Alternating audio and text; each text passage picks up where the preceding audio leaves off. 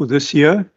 And, certainly in my look through on the Division of Revenue Bill as it came down from National and reading it, these additional bits of money that we got along the line, I think there are a number of aspects that we certainly need to be grateful for in helping a number of our departments in dealing with their various challenges that they have been facing for the last few years. And so we look forward to how you've been managed to spread the jam around. Hopefully it is a bit of a jam this year, and that probably certain parts of the toast might get a little bit more jam than others, I imagine. But over to you, Minister. Thank you so much. I'm not going to do a introduction of the presentation or so on, because I did speak for 40 or so minutes. I'm going to ask that the team jump straight into the presentation, but just really thank you for that, and thank you for allowing us to really come and show you how we will be, for lack of a better word, spreading the jam around. Thank you, Minister. I see there's one member, I think he just stepped out, that's Owen Wilcox. He is the Chief Director, Public Policy Services. I'm going to go straight into the presentation and speaking to the 2026 budget, which is a budget that delivers growth with discipline and care. We can move. Next slide. This is simply a set of, or a pictorial view of the set of documents that the members would have received in terms of the tabling, and really showing our attempt in terms of just creating greater heightened levels of transparency in terms of the budget. So I think if one would want to get a quick view of it, then it is the overview of the provincial revenue and expenditure, and then the detail per vote is in the EPRE. And then as per norm, we also publish and table then the overview of provincial and municipal infrastructure investment with the appropriation bill, as well as the allocations to municipalities. We can move. Chair, the outline of our presentation is as follows. So we will deal with the 2026 budget process. We will look at the economic and fiscal context, what then transpired as a result of that economic and fiscal context, and hence then how we then approach the 2026 budget process, what these budget policy priorities are, and the risk that remains in the system, as well as the risk that we were trying to address with the budget that Minister tabled this morning. And then we'll go into the detail of the 2026 budget, so the business end of things. And then lastly, looking at the concluding remarks, in essence, asking the question or trying to respond to the question of budget responsiveness, as well as budget credibility. Just in terms of what sets this budget apart, as opposed to budgets that were tabled previously. So this budget is the first budget that pivots from the era of fiscal consolidation. So it responds to issues of fiscal stabilization, really speaking to the discipline that would require, looking at an evidence-based approach in terms of reprioritization, as well as how then we respond to the pressures from core services that is required. So if we then focus in and zoom in on in terms of the context, the 2026 National Fiscal Strategy also then signaled a turning point with debt stabilization, growing primary surplus, as well as expenditure that shifts towards economic growth. The medium-term risk remain, and that includes structural spending pressures, uncertain growth, as well as limited fiscal buffers. We've seen early signs of recovery in terms of South Africa's economy being projected to grow by 1.4% in 2026, and for the Western Cape, that growth is expected to be by 1.7%. The 2026 budget priorities has got four portfolios, and the committee will be familiar with these: growth for jobs, safety, an educated, healthy, and caring society, as well as innovation, culture, and governance. And so, in addition to that, what we've had in towards the end, and as we move towards the end of the budget process, was a number of declarations and also a need to respond to a number of disasters. And so this budget is also an attempt to respond to these disasters and trying to show that resilience to address the risks such as drought, fires, disease outbreak, foot and mouth, as well as energy and water insecurity and gender-based violence. We've also, National Treasury introduced the option for early retirement with incentives, so and the voluntary exit program. And these have generated savings that are incorporated into departmental baselines.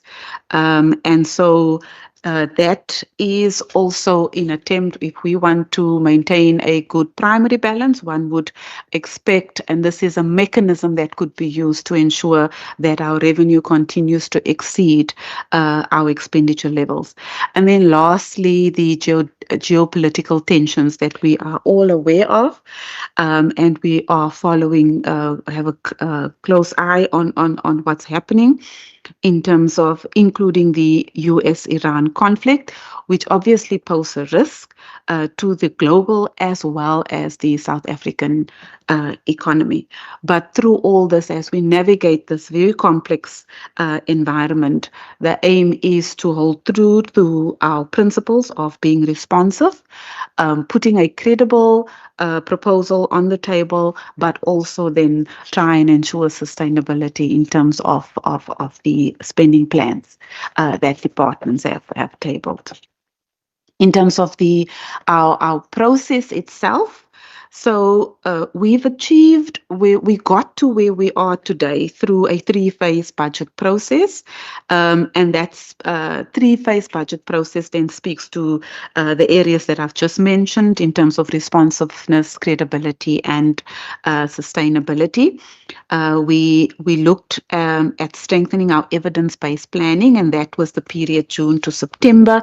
We then came back to the House table, the MTBPS and the adjustment budget in November, but that in essence signified the phase 2 of the budget process, and then where we find ourselves today in terms of phase 3, in terms of finalizing the main budget, and then the additional evidence that we have put in the system in terms of the mirror that was tabled last week.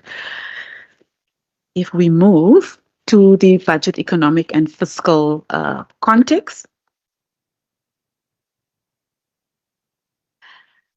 And this slide primarily shows that we have a long-term growth challenge.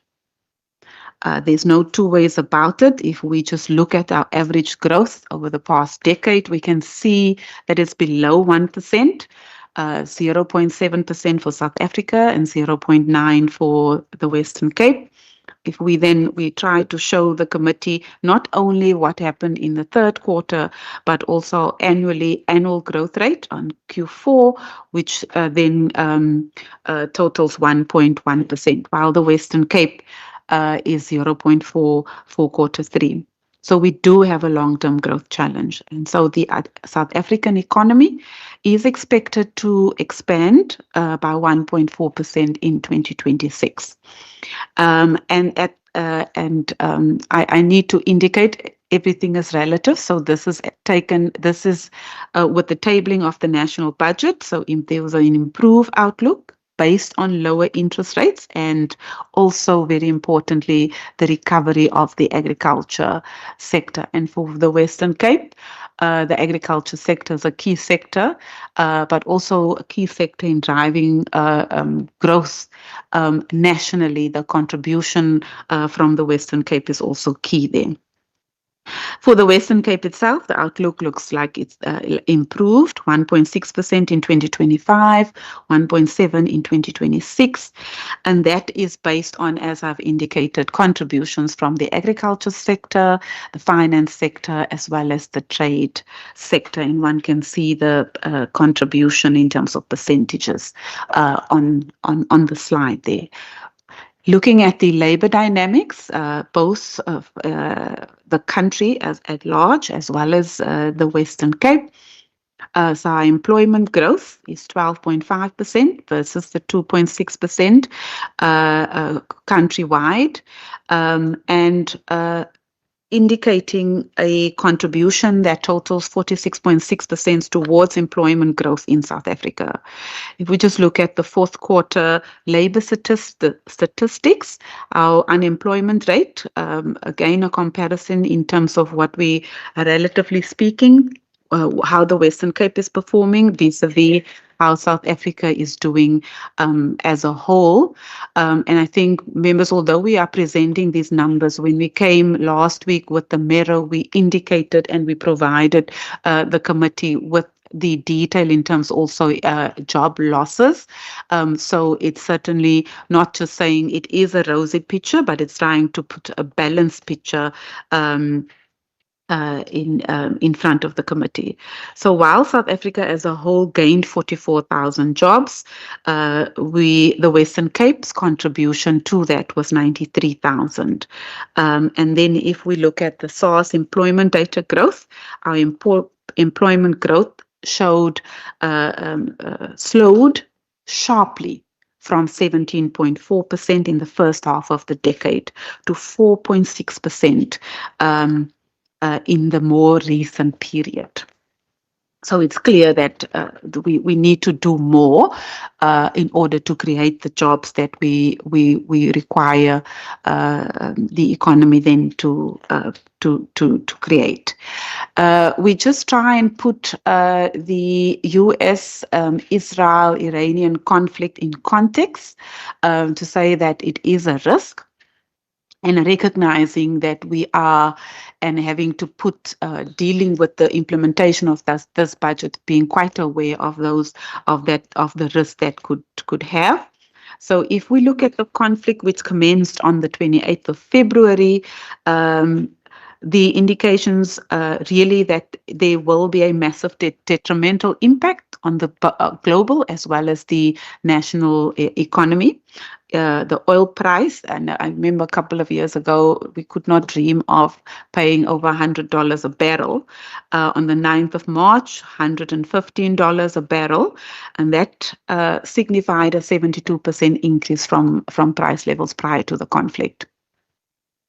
The impact on the national economy over the next 2 to 3 months is obviously, and provincial as well as local government. It is the higher fuel prices that would place general price inflation, could potentially slower GDP growth, and then also, most importantly, pressure on household incomes. Could potentially have the risk of fiscal strain, higher interest rate, as well as a weaker rand. And what then becomes critical is the movement of goods, safe movement of goods, in order to sustain or support a global economy that continues to thrive and also to continue to deliver. The Middle East is an important market for South African fruit, so exports is expected to be disrupted. And therefore, because of the phytosanitary requirements, it will be difficult to shift exports to a different market. And so we recognize and we live with the risk that this poses to not only South Africa, but also to the Western Cape in itself because of our agriculture sector. Just in terms of the national fiscal context, at the time of tabling, public debt had stabilized. 78.9% of GDP. The consolidated budget deficit narrows over the MTF, and one can see there what is happening in terms of that, to 3.1% in 28-29, and then debt service costs, also a decline of about 20.2% by 28-29.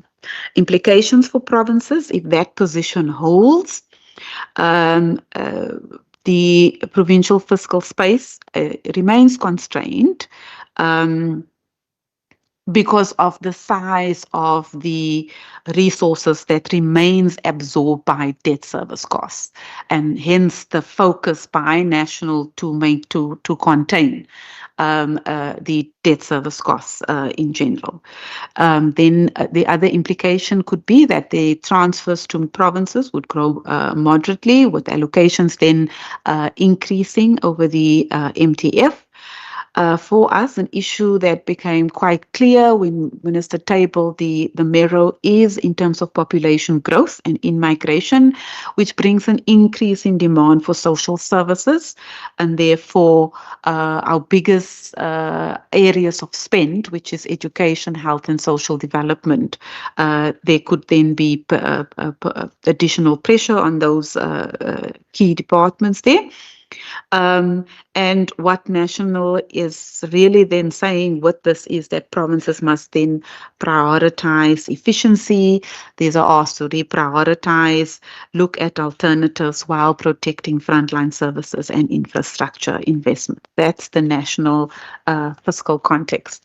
I think the next slide puts everything in context very nicely, because it speaks to population growth, and it illustrates what has happened with real provincial equitable share per capita over a 13-year period. And it is clear that there's a divergence in terms of emerging between population growth and real PES per capita growth. If one look at 2016-17, we had a steady positive relationship between the two in 2021, and then one can see the decline in real terms over that period. So there's a widening gap that places increasing pressure on social service delivery, and it erodes per capita fiscal capacity. If one would want to see what's happening then over time, this is the picture that we're dealing with and that we are crafting, and Minister then tables this budget within this context. And I think we must just keep this picture in mind as well as we journey through the rest of the presentation. So our fiscal approach and strategy, the next slide deals with the 5-year budget approach, not a new concept. It came here in 2024, putting this on the table in terms of the medium-term budget policy statement that was tabled in this House, and really indicating then already the need to maintain fiscal discipline and credibility, a shift in terms of evidence-based and targeted service delivery through fiscal sustainability, and ultimately then putting the province in a position to accelerate growth. Also looking at fiscal expansion for more effective and impactful service delivery. The emphasis here is on value for money and transparency, but as we journey, we are constantly aware of these risks that's coming our way, and so the need to start to think proactively in how then we position with the budget as a key tool to respond to these risks, in order to address these risks. So we've captured the risks there, and I think these risks are still in there. It's part of our everyday consideration, and then also it requires then how do departments then actually respond to them. And it cuts across. So from the 5-year, we then move to the 3-year budget approach. And the idea there then is to implement immediate, short, and medium term budget reforms over the MTF, looking at frontline service delivery outcomes as well as the risk, and then really understanding that no one department will be able to make a difference, or no one sector will be able to make a difference, because the issues, as we've highlighted in terms of the risk, they are transversal in nature, and so it requires a sectoral approach to deal with these very complex challenges that we're facing. So I've already spoken to the phased approach that we took in terms of this year's budget that brought us to today, which really speaks to phase 1. In phase 2, we'll perhaps provide more detail. We went into the planning to budgeting, and we had a policy approach to that. Then in terms of phase 3, where we looked at the individual votes and how that policy then lands by way of implementation within that vote budget, with the main aim then to implement the 2025-2030 provincial strategic plan and give effect to the SOPA. The next slide, it speaks to our fiscal strategy, principles, and values. It is around allocative efficiency and how we then respond to the strategic plan. Secondly, about productive efficiency, which speaks to credibility, and then also how then do we ensure long-run fiscal sustainability, and that speaks to issues around COE, our strategy in terms of COE, what are we doing in terms of augmenting limited resources. So it also touches on the pursuit of alternative and blended financing options, and also then investing in areas where it becomes easier for us to predict what the future might hold, and then put us potentially in a better position to preempt and to then deal with the risk that we see more proactively. I'm not going to necessarily go to in terms of the detail of the values, but it speaks to trust and transparency, fairness. But most importantly, especially with what we want to do in what we're doing in terms of our supply chain around value for money, and that means stretching the rand and making sure that we do get value for every rand spent. Our enablers in terms of this budget is supported by our key enablers that strengthens transversal planning, coordination, execution, really ensuring responsiveness, credible and sustainable fiscal management. And we've tried there by way of the figure to illustrate the enablers. So it speaks to our intergovernmental budgeting and local government, which speaks to our transfers have been timely and effective in support of local government, our forecasting and planning for long-term financial sustainability and stability, also looking at revenue enhancement, and I'll speak to that a little bit later, alternative and blended financing, a sustainable compensation of employee strategy, our infrastructure approach, as well as our procurement and financial systems. In terms of our revenue strategy, so we have a three-pronged strategy, legs there in terms of that speaks to long-term sustainability. And the goal really there is to increase provincial owned revenue to support implementation of provincial priorities. And this has become critically important because one could see what happens with real in terms of the graph that we showed earlier, in terms of how the PES is not necessarily growing in line with population and what is happening with the per capita expenditure over the long term. So the three areas that we are focusing on here is the identification and evaluation of new sources in the medium term. So we have started work in terms of the tourism levy. Minister tabled the gambling amendment bill, but also looking and doing research in terms of liquor licensing, and then and identifying new sources. Obviously, this is done across departments in collaboration with the Provincial Treasury. A lot has been said about alternative and blended funding for infrastructure, which is more longer term, but there's a lot happening in the space. And then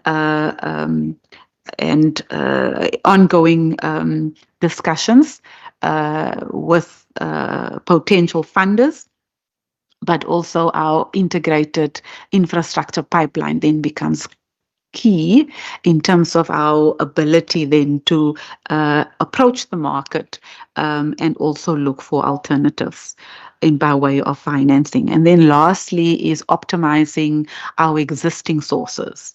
It means that we need to that we're reviewing our current revenue plans. And I think when we get to the actual numbers, one can already begin to see some work or the fruits of the labor coming from optimization of current sources, and that is more in terms of the short term. In terms of our responsiveness, in terms of budget policy priorities and related risk, and here we're now transitioning to responsiveness as well as our socioeconomic priorities.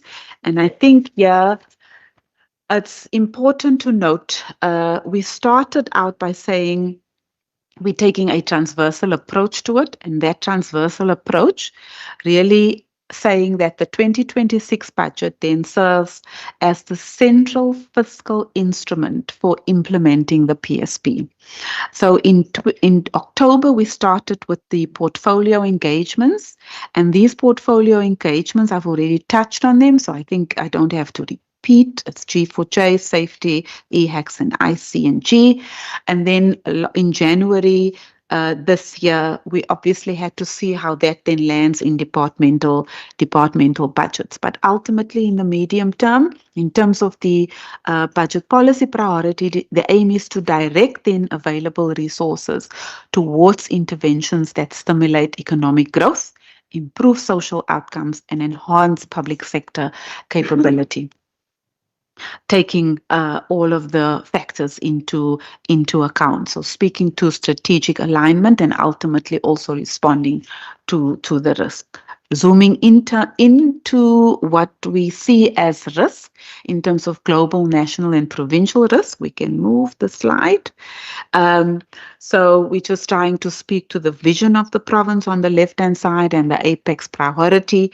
I've touched already in a previous slide on the global risk, national risk, and I think not to repeat, just to go and focus the attention then on the provincial risk. For us, again, it is about the economic and socio-economic pressures that has been faced, water insecurity and climate variability, safety concerns, as well as service delivery and social system pressures. The next slide shows the spending plans in terms of the budget, a transversal approach, looking at the portfolios and trying to then show the amounts of money that this budget is then making available per portfolio over the MTF period. If we go zoom into the detail, one can then see that for G4J, issues around energy and water investment and export promotion, tourism growth initiatives, there's municipal investment readiness, as well as ease of doing business. Then in terms of safety, it is about community level safety communications, gender-based violence support, as well as family strengthening responsive parenting program. For EHACS, early grade literacy and numeracy programs, child protection services, youth development, and then health services together with social infrastructure. And ICNG speaks to broadband and digital transformation, a municipal governance and oversight, alternative and blended financing, as well as collaborative integrated planning, budgeting, and development. And I think how we went about this process is speaking to that aspect of the work that is being done within ICNG. In terms of the Western Cape Drought and Resilience Response, and once again, taking a transversal approach in terms of coordination through the Premier's Energy and Water Council, we're trying to share and show the committee what the issues are that we're trying to grapple with in the medium, in immediate to longer term. And then on the right-hand side, the allocations in terms of water per department, and also an indication of what that allocation is provided then for. But in the short term or immediately, it is around demand management. It's water conservation through awareness and infrastructure, then water augmentation. And that speaks to really trying to increase the water supply through reuse and desalination, and climate resilience. And that's more longer term. We're looking at adaptation to climate change through planning and technology. So our total water allocation is 177.9 million over the MTF. We've spoken to the issues around the disasters response, and in this case in particular around fire, energy, and the foot and mouth disease. We are again having to take a transversal approach as we deal with these various issues. And so under the leadership of the Premier, taking the lead there in terms of energy and water, but in terms of foot and mouth, that is where the Department of Agriculture is taking the lead. What we are presenting to the committee this afternoon is the response to the disasters. So for fires, and in the main allocations for vote 9 and vote 14, and that is to augment the existing baseline. So those are not just that's not the only amounts, but it's to augment those. And then for fire, we know what the incident that happened at Paarl Hospital. So there is a need to respond to that. An immediate need, and that is 67 million allocated in 26-27. For foot and mouth, there's an amount that is kept in the reserve until it is required for use, and that's the 100 million for the vaccines, as well as an additional amount of 39 million that will deal with the lab capacity in terms of agriculture. And then in energy, one can then see the votes there listed. The amount there is 704 million over the MTF. Just in terms of the gender-based violence, a collaborative and transversal approach where that is led by the Department of Social Development. What we have is a total of 47 million that is allocated over the MTF to strengthen GBV support, and that includes the expansion of shelters and the scaling up of the GBV Ambassador Program. And let's hope that through these interventions, Western Cape Government then reaffirms its commitment to reduce violence, restore dignity to survivors, and building a safer and more resilient communities across the Western Cape. The areas that funding is responding to is captured on the left-hand side, and it addresses the various areas as opposed to support service prevention, capacity, scale, as well as the shelter expansion. To the business end of things, to the committee, when we look at the allocations in terms of the fiscal framework, so in terms of the provincial equitable share, what we see there is 4 billion added across the over the 2026 MTF. We received an additional 2.2 billion in terms of conditional grants. It's not the full amount, it's just the additions that we got from the original allocation to the final allocation. As well as then we've kept the gambling taxes unchanged. In terms of motor vehicle licenses, there is a proposal to increase that tariff by 3% with effect from 1st of July, but that's the Department of Mobility is currently undergoing a public consultation process, and it's then expected that that additional motor vehicle licenses will then bring in an additional 214.8 million rand. Then there was an upward adjustment in the provincial own receipts, and this is what I referred to earlier in terms of looking at existing sources and just seeing what efficiencies and how can we optimize these existing sources. And we can see here that for the Department of Health as well as Agriculture, there was an additional 68.9 million collected, which is improved revenue collection. Moving to the changes to the provincial equitable share. So 1.2 billion is allocated over the MTF. We've had 2.7 billion as a result of baseline adjustments. What we've seen is the new data updates in terms of the formula yielded that quantum of funding. However, that in additions, those additions of the 2.7 billion largely came at the back in terms of the allocations that was given in terms of COE and to address compensation as well as goods and services pressures, specifically in health and education. But then again, because of the CPI adjustments, we then also had reductions due to the lower inflation outlook.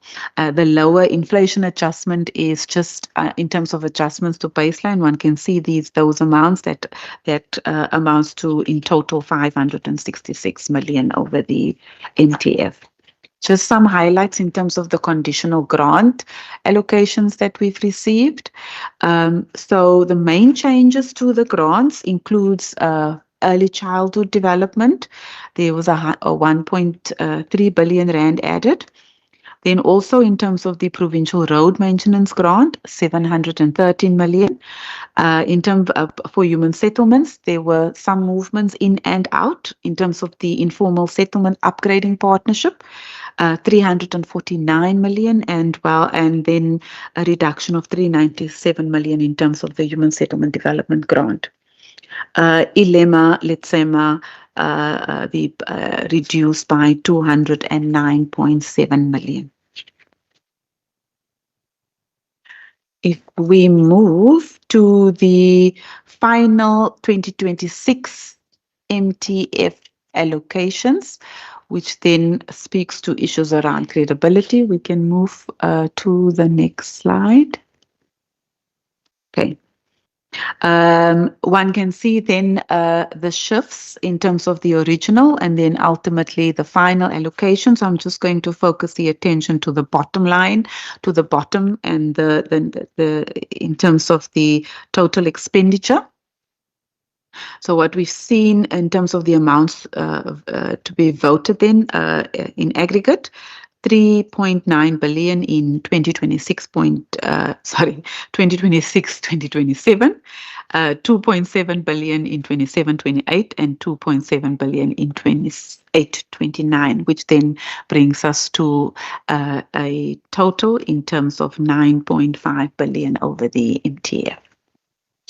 The spatial distribution of provincial expenditure, and I think this is also quite interesting. Okay. Then if we focus on or zoom into the spatial contribution of what I've just shared with the committee, one can say it's largely aligned with population distribution and service demand, where we see at face value that the majority of the allocations are centered within the Cape Metro. and the districts then receiving proportional funding to their population and development needs. If we then zoom into the per capita, and that's where we actually show the differences. So obviously, because the Cape Town Metro receives the largest share, because 66% of the population as well as the workforce is located there.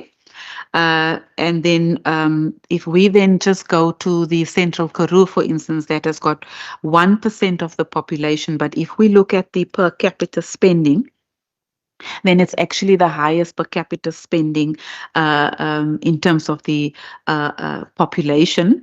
So in the Central Karoo, for instance, we're spending 16,735 Rand per capita. And if we compare to that amount to what we're spending in the city, we're spending 12,756 Rand per capita there. Then if we then zoom and go to the economic classification, and we're going to speak to issues around sustainability here as well. We did say compensation is one of the key drivers of that, because it's also a large part of our spending in terms of the composition of expenditure. One can see there that it then in 2022-23 it was 53%. In 28-29, we'll see it takes up 57% of our total spend. And it's important when we look at the expenditure for compensation, one needs to keep in mind that this allocation or the 2025 wage agreement will continue for 2 years into this current MTF. And there the salary increases were kept at 4%. However, CPI projection is less than 4%. And what we see, that drop then to 3.6 and 3.1% in 28-29. In addition, what we have done is to keep that 4% in the base of departmental within the departmental baselines.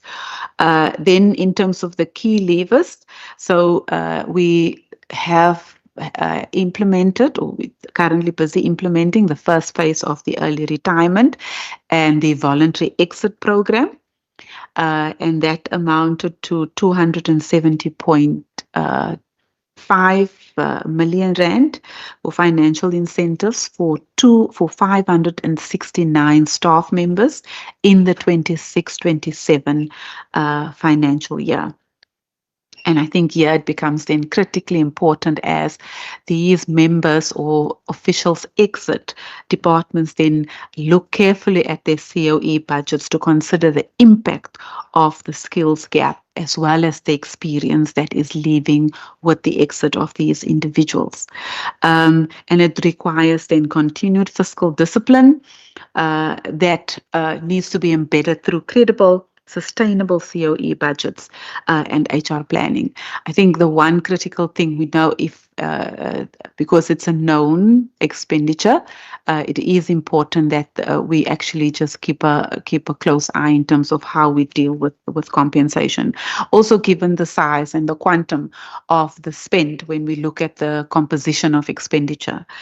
Then in terms of transfers and subsidies, it averages around 15% over the 2016 MTF, and the transfers in the main is in terms of the education departments for norms and standards, allocations to schools, subsidies, as well as payments to ECD centres, and obviously the Department of Social Development for social services and social interventions. For goods and services, we maintain a stable average of 22% over the MTF, 4.83% increase of that in 26-27, and then 3% at an annual average rate over the medium term. And that is driven largely by the additional national sector funding for the Department of Health and Wellness, specifically for goods and services. And it allows a level of stabilization within the health operational budget for key outputs or inputs such as pharmacy pharmaceuticals, medical supplies, laboratory services, utilities, and contracted services. And then lastly, the payments for our capital assets. It's 8% of the share, and we will unpack this later on also in the presentation. And what we then also see, because we are leaning on, or we have been very good at accessing BFI funding, one would then see what will happen in terms of that allocation of funding stream as we implement and needing then to augment the funding in order to maintain that trajectory in terms of spend, of infrastructure spend. Just to give the committee a sense of the numbers when we start talking about employment in terms of our headcount. Let me just... Can I not continue?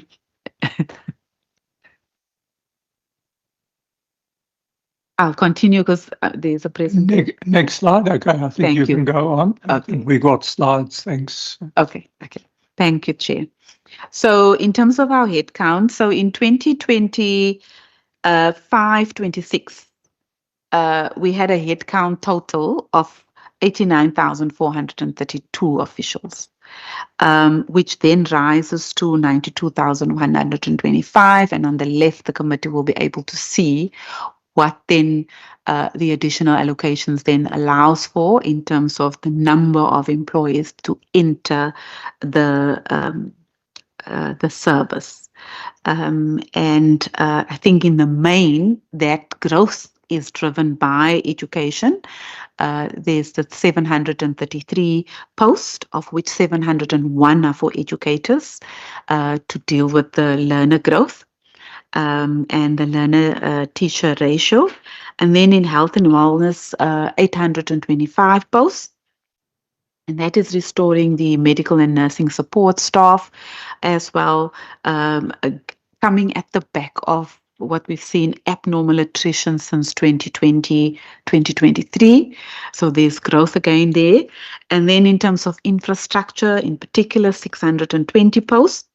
And that's strengthening institutional and technical capacity, absorbing the municipal staff for the provincial road construction and maintenance function. The graph in the middle is indicating that for education, in terms of education and health, still forms the backbone of Western Cape government, with 87% of the workforce concentrated within those two departments. One can then see the spread across. I think of critical importance, that slide also shows that if we are to implement or to deliver on the PSP, the critical success factor for service delivery remains our COE, but also then finding the balance between capacity, capability, and well-being. And that then becomes quite critical.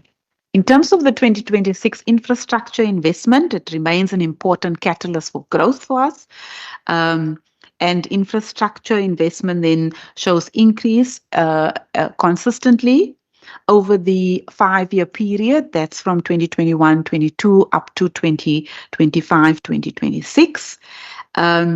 And the motto here is the bulk of that funding is preserved. We're borrowing this from the Department of Infrastructure, preservation first, and therefore then a deliberate shift towards preserving and optimizing the existing asset base over the MTF. And the breakdown there for the existing asset base, in terms of not just the existing asset base, but in terms of the categories of spend, 62% of that funding is going into the existing asset base, 15% into new, and then in transfers, 18%. If we then zoom into the investment per sector in terms of economic and social infrastructure, I think there's a nice pictorial view of what we're spending per area. So I'm not necessarily going into the detail, but the province continues to direct investment towards key sectors such as roads, education, human settlement, health and wellness, public works, as well as in Cape Nature. There is an increased focus over the MTF to support municipalities to strengthen water and energy infrastructure. And therefore, I've already mentioned the amounts allocated in terms of water security as well as energy. The next slide is a nice map that shows where the infrastructure is located and investment being driven by demand per district, as well as the per capita spend per district. So again, if we just compare Central Karoo with the city of Cape Town, the spend there is on par if we look at the per capita spend. Then in terms of the reserves, we're now almost at the end of the presentation. Safe to say the provincial reserves puts us in a position to proactively respond to risk that comes our way, to deal with disasters much more proactively.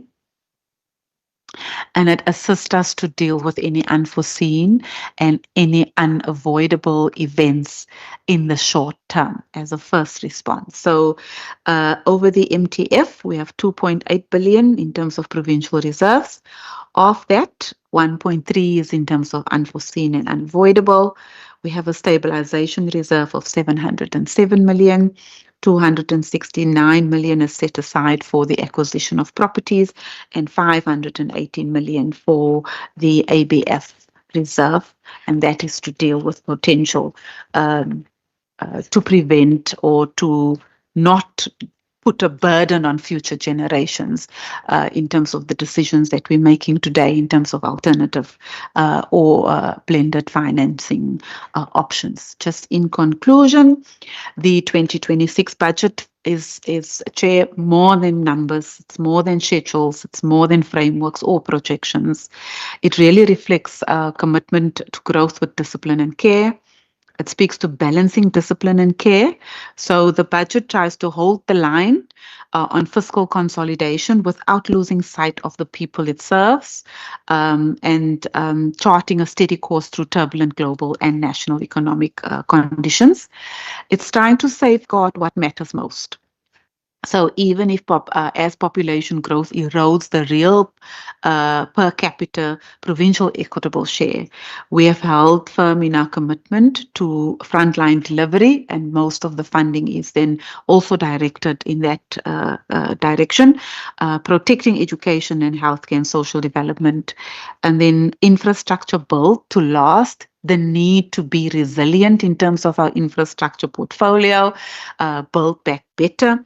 But also looking at a preservation first approach, where we're looking at the existing asset base and trying then to while laying the groundwork for our growth for jobs agenda. And then also this budget is trying to respond to or be prepared for the unexpected. So it looks ahead, making deliberate provision for climate-related disasters, energy resilience, as well as social interventions, including gender-based violence support, and finances that is fit for the future.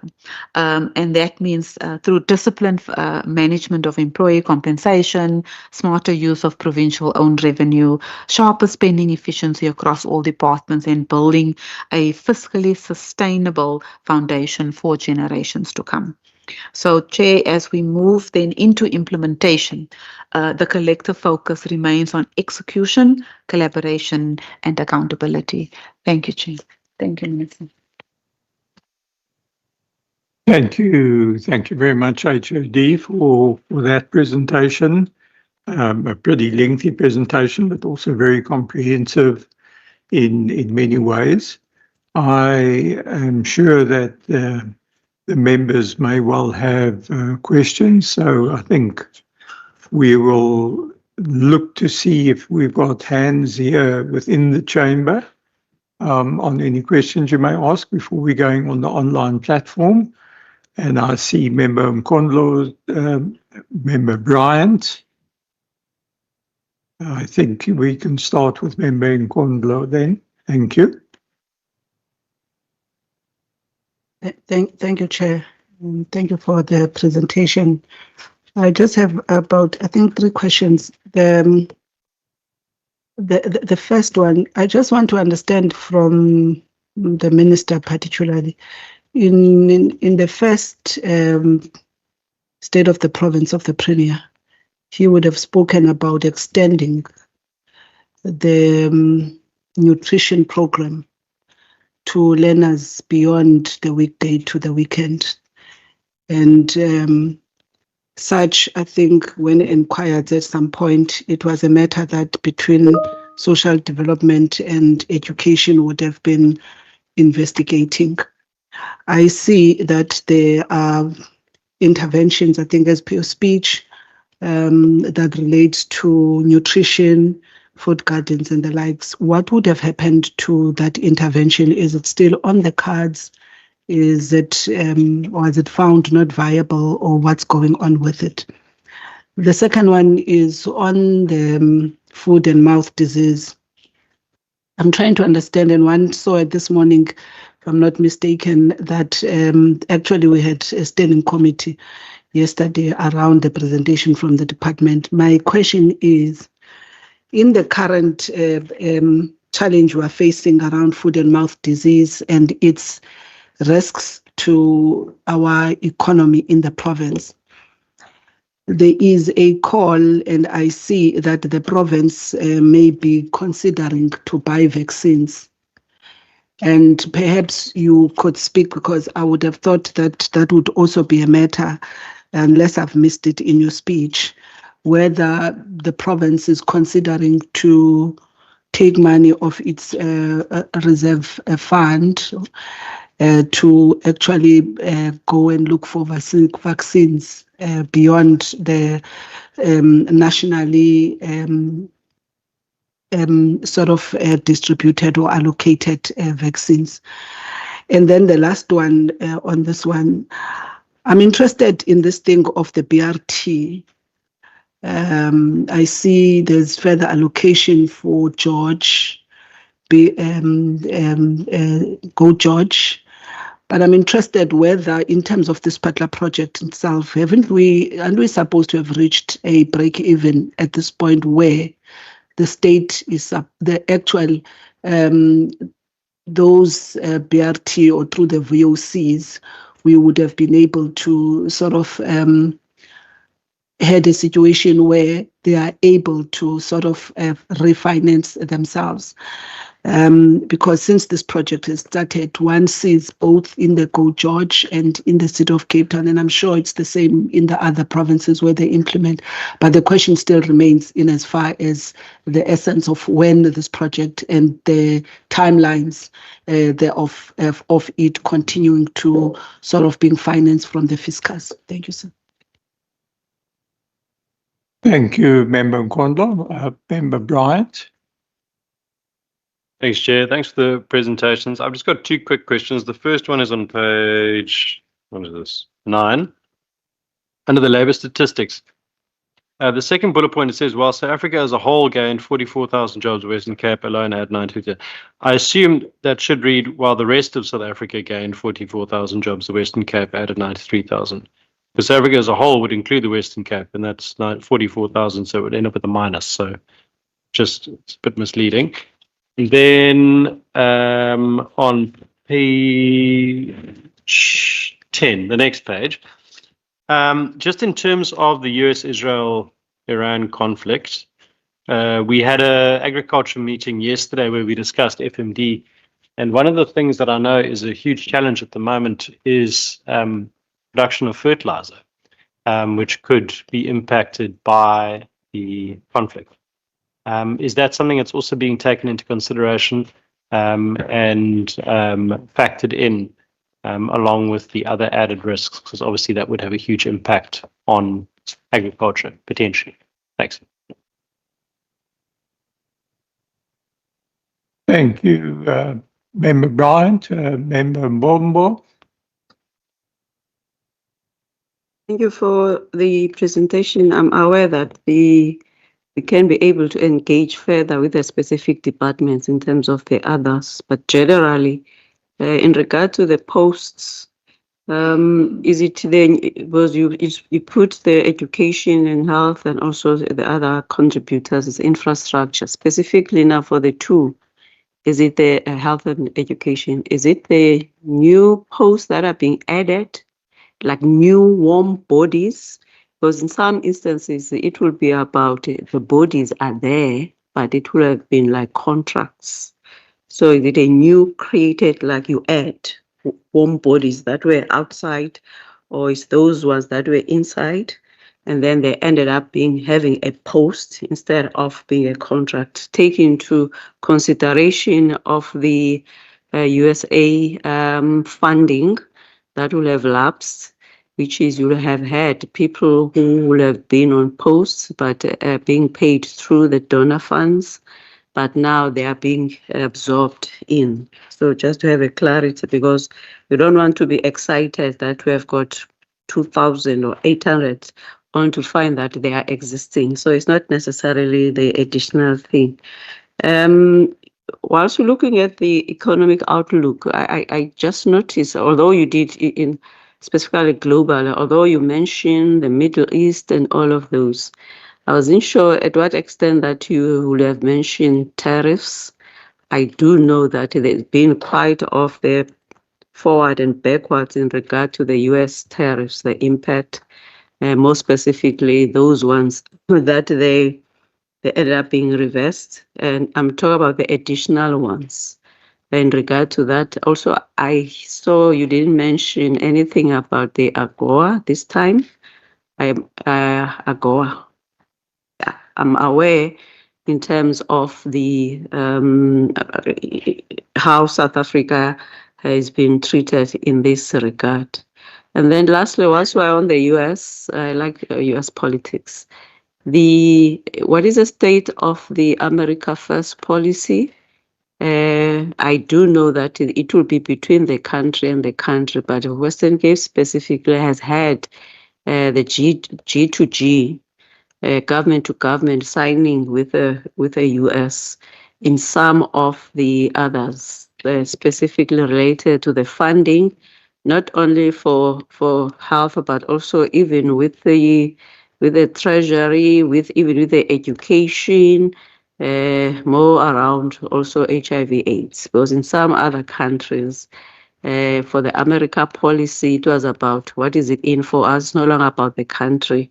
USA has been funding some of the projects in the Western Cape, more so related to the dashboards and all others. So at what extent, where are the things are? And then lastly, I see infrastructure has absorbed quite a lot, not only the monies, but also the staffing. What have you learned from the Gauteng when they made the department a super mega infrastructure department that ended up actually having challenges because it was absorbing everything? Because there should be some lessons learned, because when you look in terms of, let's say, the transport grant, which is quite big, it's quite a chunk of it. It's quite big, although not necessarily that that money has to go all in infrastructure, because in some provinces the transport grant actually goes to the Department of the Transport. But also in terms of the staffing, 600 and something staffing, yet they are not necessarily, unlike with the health and education, where it will be about they are offering the services themselves. There's a nurse who does the service, there's a teacher, but in the infrastructure, it's not about that. There is a builder who's building. There is a whatever. They are subcontracting. It's about managing of the contractors. It's not like they are building themselves. They are not service providers per se. They are managing contracts, but I've seen quite a large chunk of the staff that have been accumulated there, in addition to absorbing those posts that were staff that were part of the district municipalities from the roadside. So for me, when I'm looking at it, is that it feels like we are creating a super mega department with all of these housing and everything and all of those. And I want to suggest that probably there might be some of the shortfalls that will ended up not being able to meet. Just for example, the management of the existing buildings, immovable properties. To what extent that you end up being excited. We're also excited for the new infrastructure building because we want more of the posts, jobs, but at the expense of not maintaining the existing departments that they're supposed to maintain, like Parliament, the building where we are now, in terms of this, in regard to that. Thank you very much. Thank you, Member Mombo. Then we have Chair, I wanted to ask that, talking about the management of the immovable assets that under the infrastructure, at what extent that they, as part of the revenue, explore in terms of probably might be selling others. I'm just looking in terms of what the city is busy with, selling other buildings, because I was driving by, is it Hope Street, where there is that old government garage, that building. I remember one time where it was going to be sold. It's there by the Parliament, by the Roland Street, Hope Street. So I still saw that it's still there, ugly as it was. So at what extent we're probably will be maybe exploring to sell some of these buildings that are being owned by us, especially the old ones, in review that you are creating a mega department. Thank you, Member Mombo. Member Masipa. Thank you, Chair. I thought I will be given during the second round, but thank you very much. Chairperson, first let me really acknowledge the presentation by the HOD, as well as the Minister's tabling of the budget, and especially on agriculture. I think, Minister, I must say you left me with no work now to sit in a committee to deliberate, because I think you have touched basically everything here in your budget speech. Once again, really, thank you very much. I just want for clarity on your speech on page 8. I do note that the Ilima Letsema project grant, there is a reduction of 209 million. And then obviously then the increase is 192 million to a comprehensive agricultural support program. I think the question really from my side is that are we seeing a reduction as a result, because the increase does not really add the Ilima Letsema into the bigger pool? So I see the minister seems to be agreeing that that's correct. So that I'm covered. Thank you. The next question obviously deal with the foot and mouth disease, but I think I'm kind of covered, because in the presentation, it is on page 11 of your speech, but in the presentation you did put it under the disaster. So I assume that it's not going to be part of the comprehensive agricultural support program. It's all together. But then I want to go back to the 300 million allocation that we received late last year and so forth. Am I correct that that 300 million is somewhere in some of the numbers that I might have not picked it up? Remember, we had those disasters, the big disasters that we needed to deal with on agricultural side as a result of rain and so forth. So, Chair, I am kind of covered in terms of the questions that I wanted to pose, just clarity. Thank you for now. Thank you, Member Masipa. I'm just going to take Member Grant Marais on the online platform, and then we'll hand over to Department to give some of those responses. So over to you, Member Marais. Thank you very much, Mr. Chair, and thank you to the presenter for the information. Good day, Minister. Minister, I just wanted to ask two questions, and I'll be very brief. Is the Western Cape better off with the increased provincial equitable share that we received, or are we not? I know that you paint the picture that although we've got the increased provincial equitable share, in real terms, per capita, we are not getting what is due to us. So perhaps if you could just pack that out for us, because this parliament has always, or let me rather say, some of the political parties, including the Freedom Front, has always argued for a bigger share to come to the Western Cape. And have we made any progress in that then? But in your speech, you're obviously mentioning that future forecast of the population growth should be included in the formula. So I just wanted to know if you can pack that for me, or unpack it for me. And then very briefly, Minister, you also tabled the gambling, let me just get the 20th Gambling and Racing Amendment Bill. Now, how that relates to our revenue. We generate revenue at the moment through gambling and through our racing fees and so on. So I wanted to know, is this amendment going to affect us negatively in terms of our own revenue that we're currently generating? Because the two bills are speaking to each other now. On the one hand, we want to increase our ability to increase provincial own revenue. On the other hand, there is now a bill that can potentially affect us increasing our own revenue generation. Thank you very much, Mr. Chair. Thank you, Mr. Thank you, Member Marais. I'm going to hand over to Minister, to Department, to deal with those questions that we've had so far. Thank you.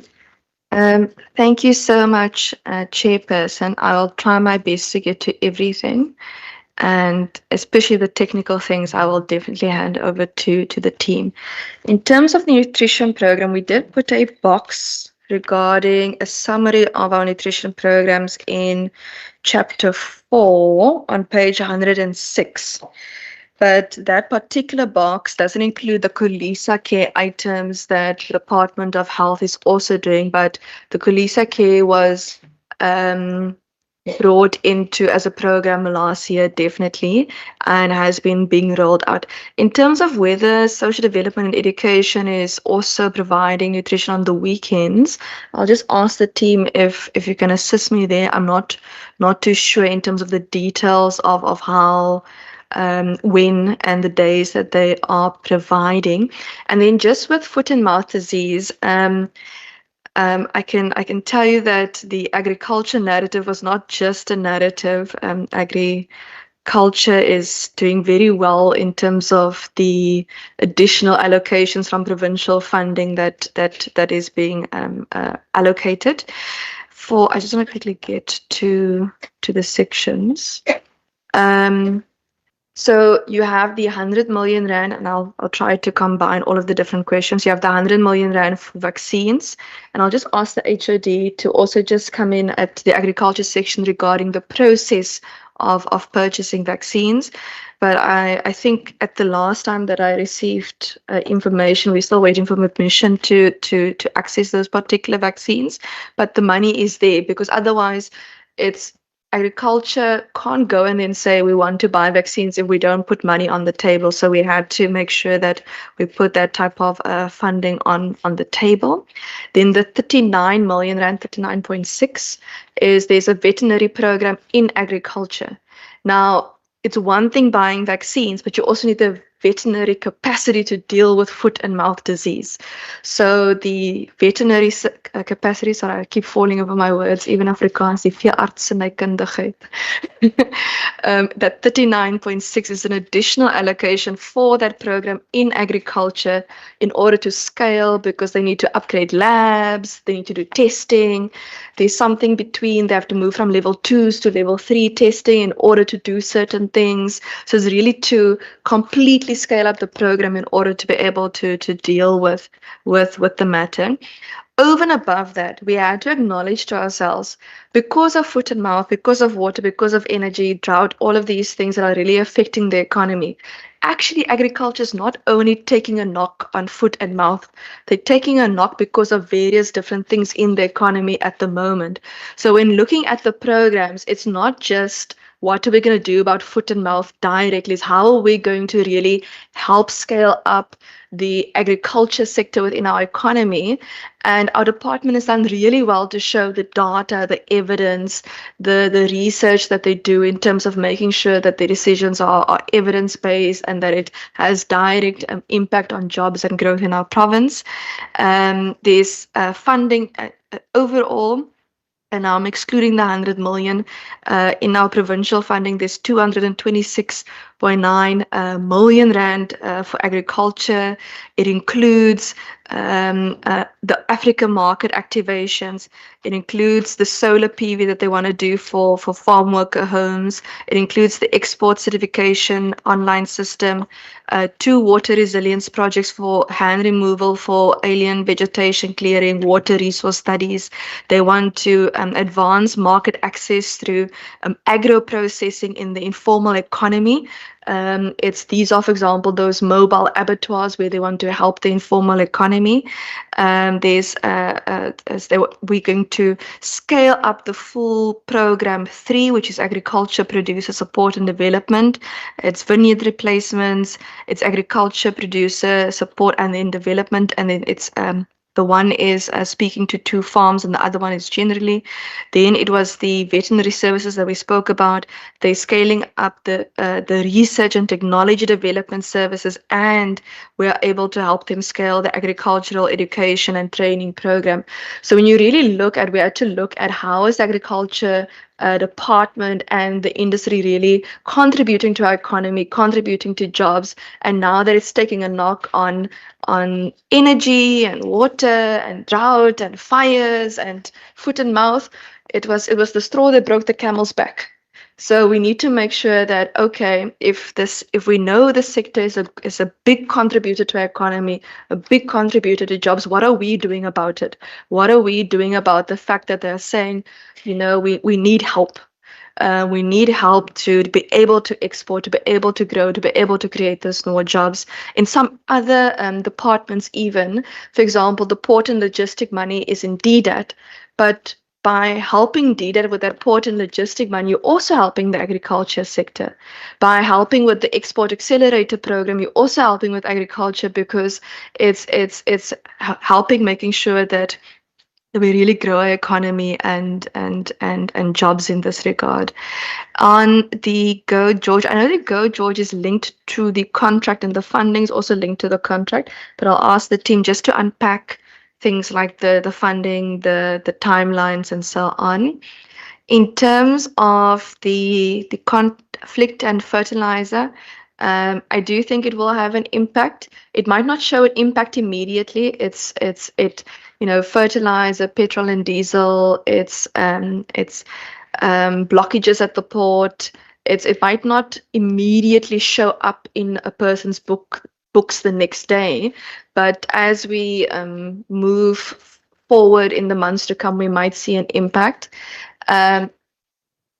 Currently, I don't think we have estimates as to how it will impact us, but we have looked at those risks, and I'll ask HOD also just to assist in that regard. I know DDAT has also been leading the collaboration across government departments in order to see what are the different risks that we are facing because of this. In terms of the health and education post, I'll just ask our team to assist there between the whole contract versus permanent thing. And then on the tariffs is on page, sorry, I know I didn't explicitly speak about it in the speech, but I also know that the chief whip doesn't like it when I speak more than 40 minutes. So I do try and keep the overall trends quite short. It's on page 13 and it's on page 14. And when we're on page 14, you'll see the impact for the Western Cape nominal exports over the first 11 months of 2025. Total exports increased 4%, exports declined 16% overall compared to the same period the previous year. You'll see the decline in mining and manufacturing, but you'll see that actually the agriculture sector actually held its ground at a 10.7% increase in nominal exports compared to the same period over the previous. It is very possible that because of the tariffs also that the 10.7 could have been higher than what it is now. But it's in that is the latest information that we have in this regard. Then on the US withdrawal, I'll just ask the team to come in here because there was a calculation that was made by the departments and there was a response in this regard. Infrastructure and absorbing staffing. I'll ask the team there as well because I know that in some municipalities that the infrastructure is taking the roads function back. I do know, however, that the minister has previously indicated that in terms of the roads function that no one will be losing their jobs, but just also generally speaking about the different functions within the Department of Infrastructure, housing, roads, and reference was made to it being such a big department with all the different infrastructure mandates that it has. I don't know about the selling of the government garage building, so I'm hoping the team will have more information. If not, I do encourage the member to ask it in the infrastructure vote session. The money for the disaster allocation previously is not included in the money that we're putting on the table now. But I will ask the team just to give a bit of feedback on the previous spending of that funding. But that is not in this. The current money for unforeseen and unavoidable events for the and also for water and energy resilience. We said that yes, we must respond to drought immediately, but also we can't ignore what the weather SA is telling us. So in terms of water resilience, we must increase our money that we're putting on the table for water because it is coming. And now that we know, we cannot not know. So we need to be able to respond to that. So for water resilience, we put additional money on the table. Energy resilience, there's money on the table. Combating gender-based violence, there's additional money. The foot and mouth disease, it was the fire damage at the Paarl Hospital, firefighting, aerial services, integrated fire management, there was funding on the table. And then if I did forget something, HOD I'm sure will definitely cover me. In terms of, Member Marie asked me about positions and the pays that were tabled and, the differences and so on. Member Marie, I just want to make it clear, our position on pairs has not changed. The updates to the pairs, the money that we're getting is because of data updates. So the Statistics SA will, for example, publish new mid-year population data. There will be, for example, in provinces, your fertility rate. For example, people sometimes laugh at me when I always speak about replacement level and fertility in pairos and meros. It affects our money. The patient load data from clinics and hospitals, the school enrollment data comes from schools across provinces. There's the GDPR Stats SA now included that new economic metric of being able to use GDPR. The poverty data comes from Stats SA as well. So when you take all the updated data sets together and you throw it into the formula, then automatically our province gets more money. But our province is not getting more money because the PAYS formula has changed. And National Treasury has indicated that they are reviewing the PAYS. What we have been speaking to them about is that one, the population growth is in all these different types of weightings in subcomponents, and the population growth actually needs to be much more prominent in terms of how we do the formula. And for example, the Western Cape is currently the fifth highest or lowest in pairs in the formula, depending on whether you see the glass half full or half empty. But in terms of population figures, we are the third largest province. Now, we always say, funding must follow the feet, because if people are moving to more urban provinces, then we need to be able to provide services for those particular people. But it does become difficult if the amount of funding that we get for services is not keeping pace with the amount of people moving to our province. And that is our plea to national government. In terms of the forecasted population growth, our argument that we're putting on the table is, can't we use the forecasted population growth, because that is also Stats SA figures that we can use in order to bring into the system to say, actually, instead of looking backwards, let's look forwards. In terms of economic growth, the poverty component is 3% in the pairs, the economic component is 1% in the pairs. And what we are saying is actually the economic component needs to be much more prominent in the portfolio.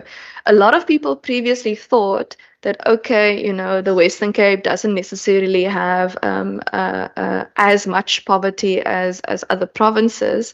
And then Finman at one meeting actually tabled the evidence of how populations are shifting.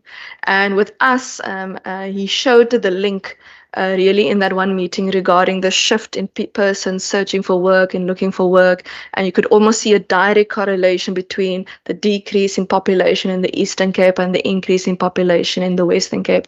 Gauteng is going through a similar problem in terms of migration patterns. And they also have been arguing regarding how population growth, in terms of that it should receive a much more serious consideration within the formula. Economic growth, and also similarly forecasted economic growth. We can forecast economic growth, and so we're putting the argument on the table that instead of looking backwards, that we look forwards. Part of this reason also is, even when the formula, let's assume the formula gets reviewed, let's assume data gets updated, you don't get all of your money at once. It's often phased in over 3 years. So by the time you get your full amount of money for this year's update, actually, by that time it's outdated. So our position hasn't changed. I tried my best to separate the parts of the formula in the speech. So in the speech, you will see there's a section on the data updates and the impact the data updates has.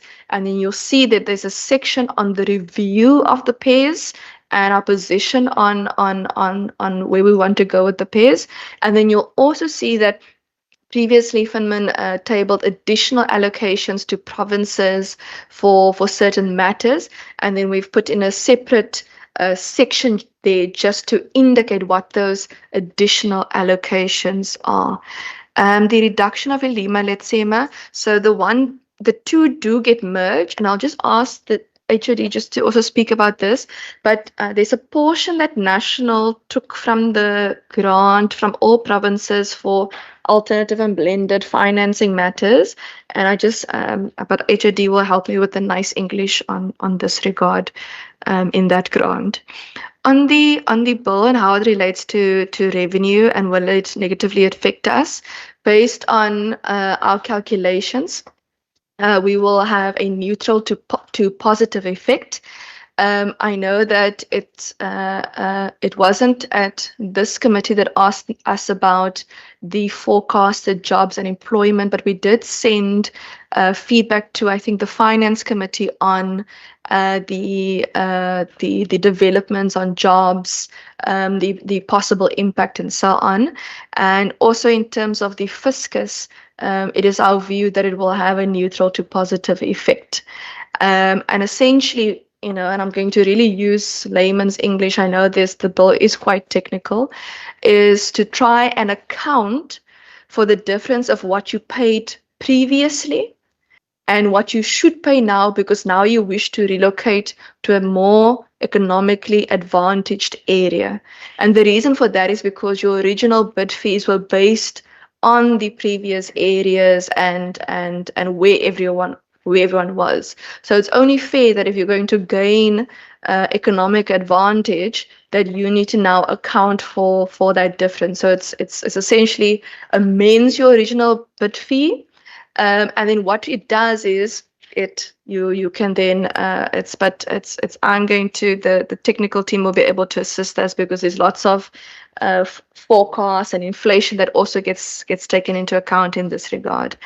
In terms of revenue generation, this particular bill only deals with this matter relating to casinos, but we are currently working on how we can really reform the full industry.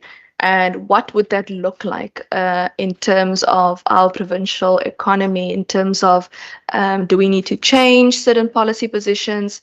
Do we need to change certain governance measures?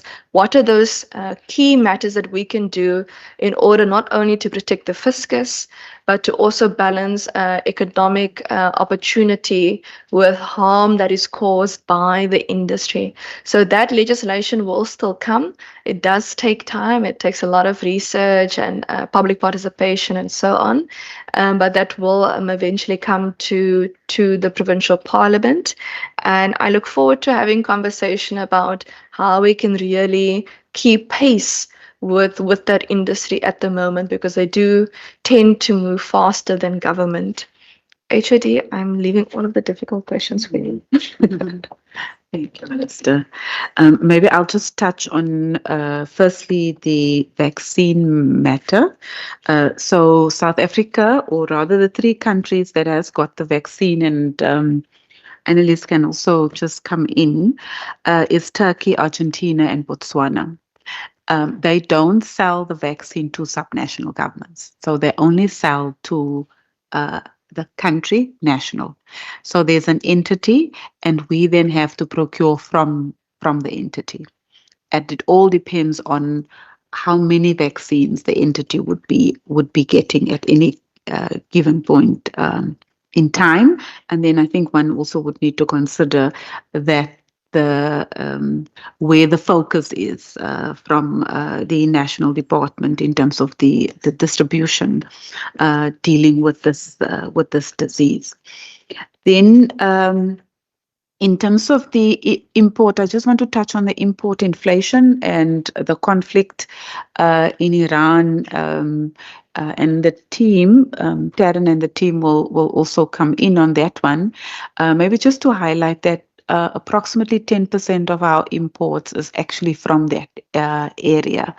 And so import inflation is going to, if the conflict continues, it will have an impact. In particular, when we talk about higher fuel and fertilizer prices, which then impacts your transport and production costs. So in order to, given the danger that the shipping industry is facing, there might be higher premiums in terms of insurance. They will pass that on. It will ultimately end up in terms of our supply chain, in terms of trying to then deal with those particular issues, because if it touches the business, it has got these knock-on effects in terms of that. And so at the moment, we have not necessarily quantified, but that is the risk that we see. So definitely agree there with the sentiments expressed by the member as well as the department. Then I think, Victor, you can deal with if there's anything in terms of gambling. Owen, in terms of the jobs numbers, Annalise to pick up on the George, the COE and the infrastructure, and then Darren on the nutrition, and perhaps anything else that I've missed. Okay, on that, in that order. Thanks. Thank you very much, HOD. I think Minister has covered the question on the Western Cape 20th Gambling and Racing Amendment Bill very well. in terms of simplifying what the intention is. So the intention, Chair, as the Minister has already alluded to, is that we are trying to account for, or the license holder to account for the difference between what they paid when they paid the original bid fee vis-a-vis the opportunity that comes as a result of where they are relocating to. So it affects mainly the casinos that are relocating. So in terms of the benefits, we view the benefits as mainly being positive because firstly, the assumption is that when a casino relocates, it relocates to an area where there's an improved access to the casino, there's improved economic opportunity in that area. And therefore, we are assuming that the revenue is going to increase, mainly because currently casino revenue is derived from or is taxed as a percentage or based on the percentage of the gross gambling revenue that the casino is going to make. So by relocating to better places, there's a lot of traffic, and therefore we are able to tax more in that regard. But also there are other broader economic opportunity that comes as a result of the relocation. One, it also impacts on job creation in the area. It impacts on the investment in the area, and also in terms of the CSI contribution in that area. So I'm just adding that to support what the Minister said, that indeed there's a positive impact in terms of revenue based on the increase in terms of the gross gambling revenue that the casino is going to make in that area. Thanks. Thank you, HOD. Just in terms of the labour statistics, the statistics in the slide are correct. South Africa as a whole gained 44,000 jobs. Western Cape got 90,000. So the other 8 provinces actually, in the fourth quarter of 2025, the other 8 provinces lost 49,000 jobs. So the arithmetic is minus 49 plus 93 gets you to the 44. Thank you.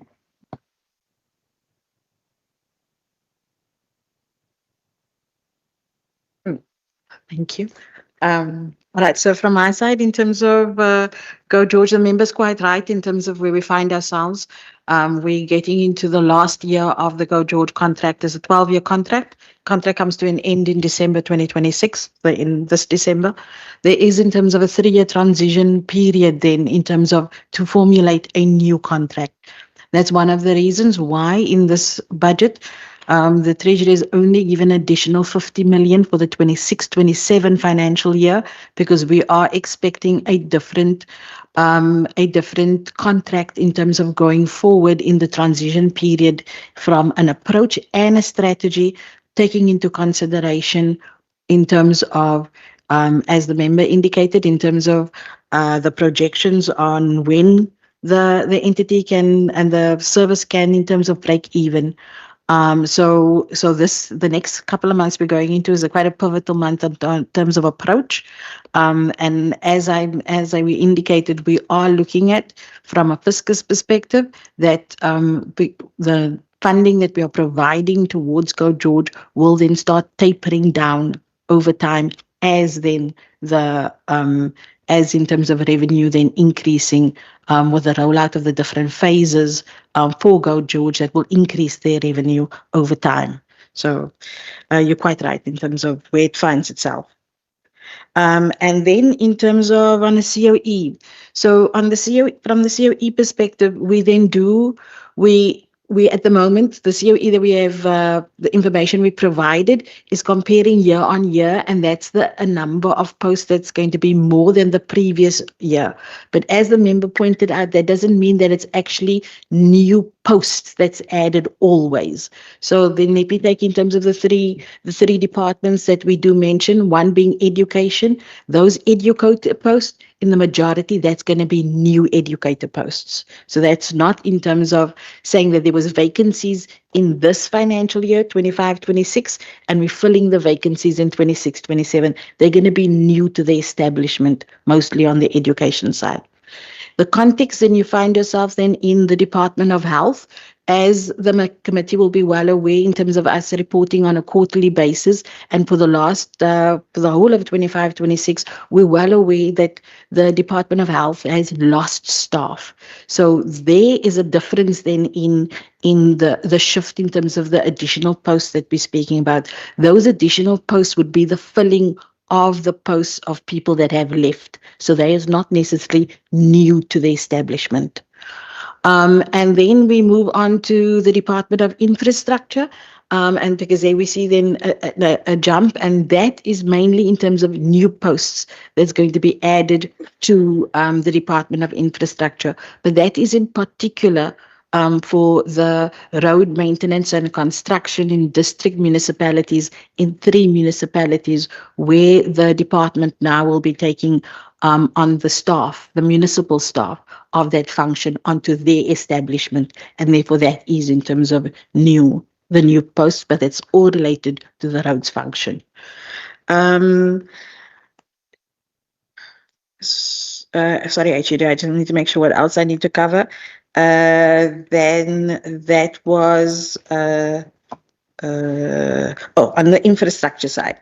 Yes. So on the infrastructure side, firstly, in terms of from an infrastructure perspective on disasters, there was a question on the agriculture one, and that was because of the question was around the 269 million rand that was rolled over to the current financial year 25-26. So that disaster funding will not be seen in this budget as yet for 26-27 because it's dealing with it in the current financial year for 25-26.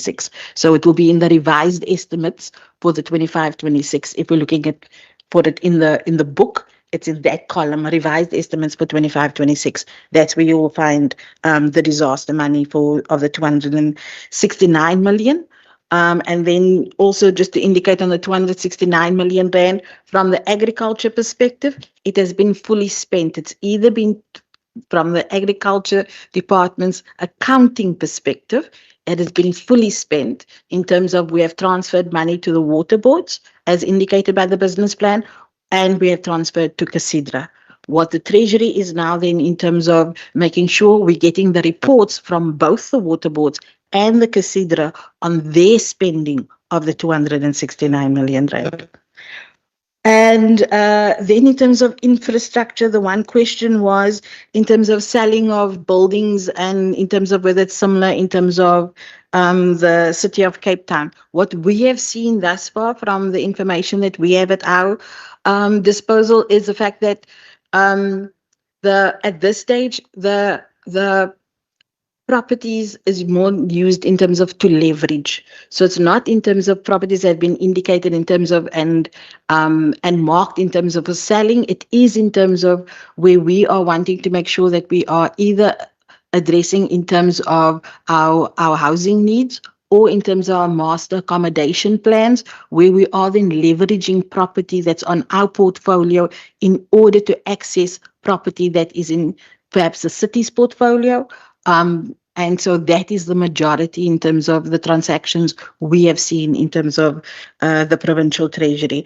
Then just in terms of the school nutrition program, so there where we have in terms of what we have currently and what the adjustments, the 2026 budget is saying in terms of school nutrition, that is particularly that the majority of the funding is coming from the I think, can we just check that everyone's mics are off, that everyone is muted on the online system? I think you can go ahead now. all right, so the fund. Yeah. Let me see if that's it for the way. So the school nutrition program. So mostly of that funding does come, about 540 million rand, does come in terms of from the conditional grant. But we as provinces, in terms of not in the 2026 budget, but we already did in terms of 2 budgets ago, we already made sure that that program will never will never dip below inflation prices. So we made sure that that program actually stays with inflation. So our contribution then to the school nutrition program is in the region of, in terms of 89 to about 100 million, in terms of what we are making sure that it doesn't dip below inflation in terms of going forward. But that was not, so that's what I'm saying, it's not in this current budget that you're going to see the increase that happened in terms of about three, member must now, excuse me, I think it's about 3 budgets ago that we already gave in terms of above inflation numbers. But we can provide that information if you so require.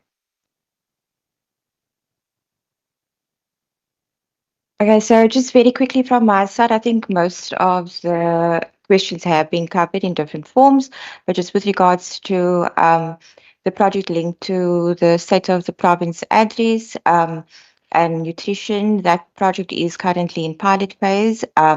Once I've actually completed the full monitoring and evaluation of it, looking at what works, what didn't work, what the lessons learned were, from that point onward, we'll then make a call in terms of the continuation and in what shape or form. And then just with regards to a complete agreement in terms of the fertilizer, we are working with the Department of Agriculture, Economic Development and Tourism as a provincial treasury to just also look at what the exact impacts would be in terms of the Western Cape. Right now, the numbers are quite high level, and or at the national level, given the fact that 80% of our imports on fertilizer, or 80% of our fertilizers are imported as a country. But in terms of what the detail is and the direct impact in terms of the Western Cape, that is an ongoing exercise, but we're really looking forward to unpacking those numbers. Chair, maybe just Minister asked me just to come in on the Ilima Letsema grant allocation and what happened there. I think it's something part of the National Treasury review in terms of the conditional grant, and they asked that that grant also be reviewed. So that is something that is in the pipeline. But I think one needs to be mindful that a conditional grant is not part of the provincial fiscal framework until it has been allocated. So what has happened twice now is that the national department has top sliced the allocation. So they get the pot, and in deciding what to do with the pot, they have indicated that they want to explore alternative and blended financing, and so a portion of the grant was cut, and that then was that cut was distributed across the provinces. From a provincial treasury perspective, we have raised that as an issue that we need to look at, and therefore it needs to be reviewed, because it seems like there's a pattern to go to that particular grant in order to continuously then cut, and the ask then that it be phased into the equitable share, just to safeguard and the continuation, because when there is a cut, what then happens in the Western Cape is that we will then need to augment that program in addition to what is already there, because it's not only conditional grant, but then it means we must to at least maintain the services at the level that it needs to be. Thank you, Chair. And then, Chair, there was a question on the AGOA funding. I know DDAT, as well as agriculture, actually has quite detailed calculations on how that impacted. I know, for example, you will see that part of the ABF, that there's an increase of 12 million rand from the UK organization for the energy master plan that .P wants to do, and previously we got that funding, for example, from the US. So you will see a decrease in funding of 12 million, but there won't be an increase of funding from us because the donor funding was received in order to cover the program, for example. So there are they've collated everything, the different calculations and so on, and I do think they're able to show more comprehensively how we're dealing with that previous AGOA funding withdrawal. Thank you. Okay, I think thanks very much for that. That was quite a marathon reply session. I see member Beatrice has his hand up, so I think he can go ahead, and then member Boyson. I'm also aware of the fact that there are members of the public who would like to ask some questions once we've exhausted our exercise. And then I see member Masipa, and then I'll perhaps just add a couple of my own, and then see if there are any further ones. I see member Nkondlo. Chair, I only rise on a point of order. Is there a way that we can get maybe a fan inside the chamber? It's very hot. Okay, well, let's just see if we can do something like that. I've tried to forget about the heat personally and hope it would go away, but I recognise the challenge that we have. Okay, I think member Beatrice, if you can continue, and then hopefully we can wrap up fairly early before we run out of or we become exhausted. Heat exhaustion. Member Beatrice. Yes, thank you, Chair. Chair, can we have a breakdown on that new jobs that we gained in the province in terms of permanent jobs from the private sector and from the state? Can we have that breakdown? And then from whom do we get the most imports from? Is it from the USA or from China? Because I never heard.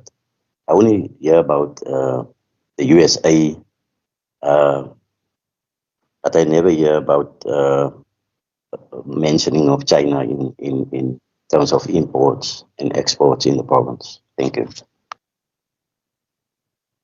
Member Boyson, you are next. Thank you, Chairperson. Chairperson, my question is probably open-ended or multi-layered, and maybe as time goes on, we'd get the full answer. The absorption of the 3 municipalities, how would that affect the equitable share or the DORA meant for those municipalities and the grading of the municipalities? Thank you.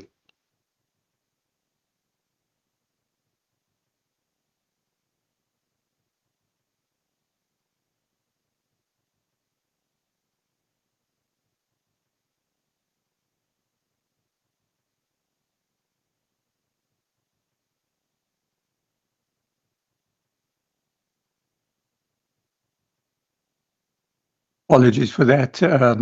Then member Nkondlo. Thank you, Chair. On slide number 8, I just want to check if one look at this economic outlook, and I think the Minister went to town about the challenges of the agriculture sector. I'm just wanting to check in terms of our growth for job strategy. One is worried to look at the growth of agriculture versus all the other industries, and I'm not sure the extent to which we are industrializing in the province, given all the risks or threats to the agri sector, especially with the global dynamics that we are facing. Are we indeed, in terms of our growth for job strategy or growth strategy, actually industrializing our provincial economy?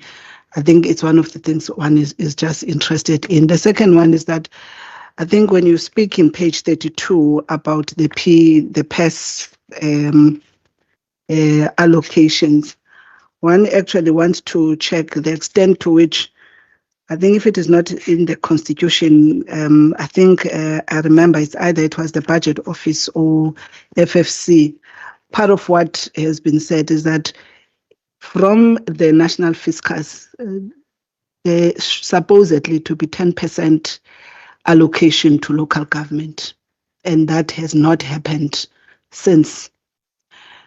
So whilst we are fighting for equitable share, you've got local government whose challenges continue to increase because the very population you're referring to is actually found in local municipalities, and actually Mero is a good sort of reference to tell that tale. And I'm interested with ministers sitting in the different ministerial committees or ministerial engagements, whether at what point is our fiscal environment going to the conversation of how are we sufficiently financing the municipalities, because as we talk about the population growth and you spoke about the relationship between it and the economy, it is actually interesting if you look at your page 34 that on one hand, whilst our economies have been slow in terms of growing, especially post-COVID, you look at that graph from 2022 to the projections being made there on COE.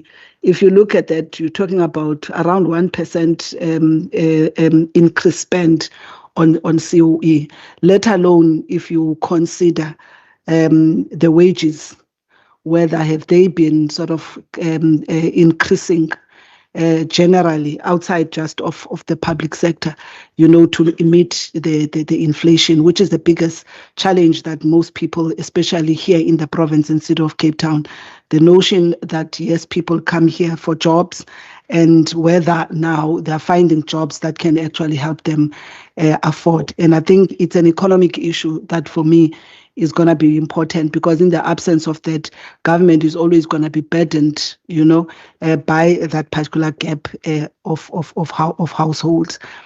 And I think lastly, Chair, I'm happy with the response I think given about the issue of transport, and I'm sure it's gonna need to be taken to the Department of Transport in terms of the detail, because one issue one is interested in also is to consider how these projects that government initiates, even provincial government, with the intention to bolster economic viability of different groups, is it yielding the results? Because if not, we may start projects and spend hundreds of millions to be back on the same basis, and we are very bad as government. We are good in talking about what I call pet projects, but we are bad at actually going back to the business case that we have developed to check whether indeed, even before that project ends, whether we have realized the good intentions, because our economic realities actually demonstrate otherwise. So I think that was just my concern around that, and I think it will be something that one wishes to look at in as far as that particular project and any other that we have actually started even here in the province, like this thing of supporting young people for jobs, because when you start it, you must have a sustainability, for it. We started red dot, blue dot at some point, and when that comes to an end and the fiscus is unable to carry, how do you sustain such? So I just wanted to share those. I think those are more comments, Chair, than questions. Thank you so much.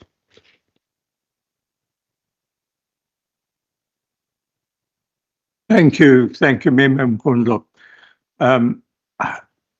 I was just looking at more what I found quite intriguing on slide 12, relating to the real PES numbers, real PES numbers, and the extent to which we've seen that decline. And what I was just interested is if we're trying to overlay what has taken place in other provinces in terms of their PES numbers as well. Because in many ways, that graph is very worrying in terms of the decline. Now, we know part of the answer there is the debt servicing costs that we've lost, and the fact that we haven't had any growth. And I think if we then look at the municipalities one of the measurements in terms of municipalities is we're looking at the extent of the amount of expenditure once again, per capita that takes place there on operating and capital expenditure that takes place. And it's always said you need to keep that number rising in terms of providing that level of services. And then I suppose if you look at the flip side of the coin, if you could call it that, and I'm also following slide 34, as Member Mkonzo was referring to. If we look there, we're seeing that compensation of employees, as mentioned, is moving over a period of time from 54 to 57%. Goods and services are seemingly remaining at the same level. And then what we're spending on capital assets is declining from 9 to 6%. So in effect, we're running into trouble in terms of our spending on capital assets as well. So we're sitting in the same position where municipalities are sitting, where they're seeing the similar trends taking place. And we've got to get out of that cycle if we are in fact going to make progress in terms of what we're delivering. So I'm not sure if there were any thoughts relating to that. And then the other issue that I perhaps just wanted to raise on the ABF is, do we have a desk or do we have a contact person where people interested in this type of area can approach? Because in the last few days, I've had contact from people in the water space, for instance, who are saying, what does one do? How does one get to know more about this type of funding? Because ultimately, I think what we're sitting with the water infrastructure upgrades that are needed, there's a form of a structure and a funding package that's going to have to be put in place to be able to connect the people who are able to provide those services in that area and the payment for those services. So perhaps we can just have some thoughts there. And I think I'm looking through members in house and members on online whether there are any more questions. So I think at this stage, I think that'll then cover questions by the members, and then after that we can deal with with persons public members who are online who may have certain questions related to the budget, as this is also a public hearing. So I think I'm handing over to you, Minister HOD. Thank you so much. On the imports versus exports, we do table usually our top 10 imports and top 10 exports. I can't find a page in the OPRI, but we usually do table it in the PERA. But I'll just ask the team to speak to it if we have that information available right now. But if we don't have it available right now, we can always forward it. But we do table top 10 imports, top 10 exports in terms of the PERA.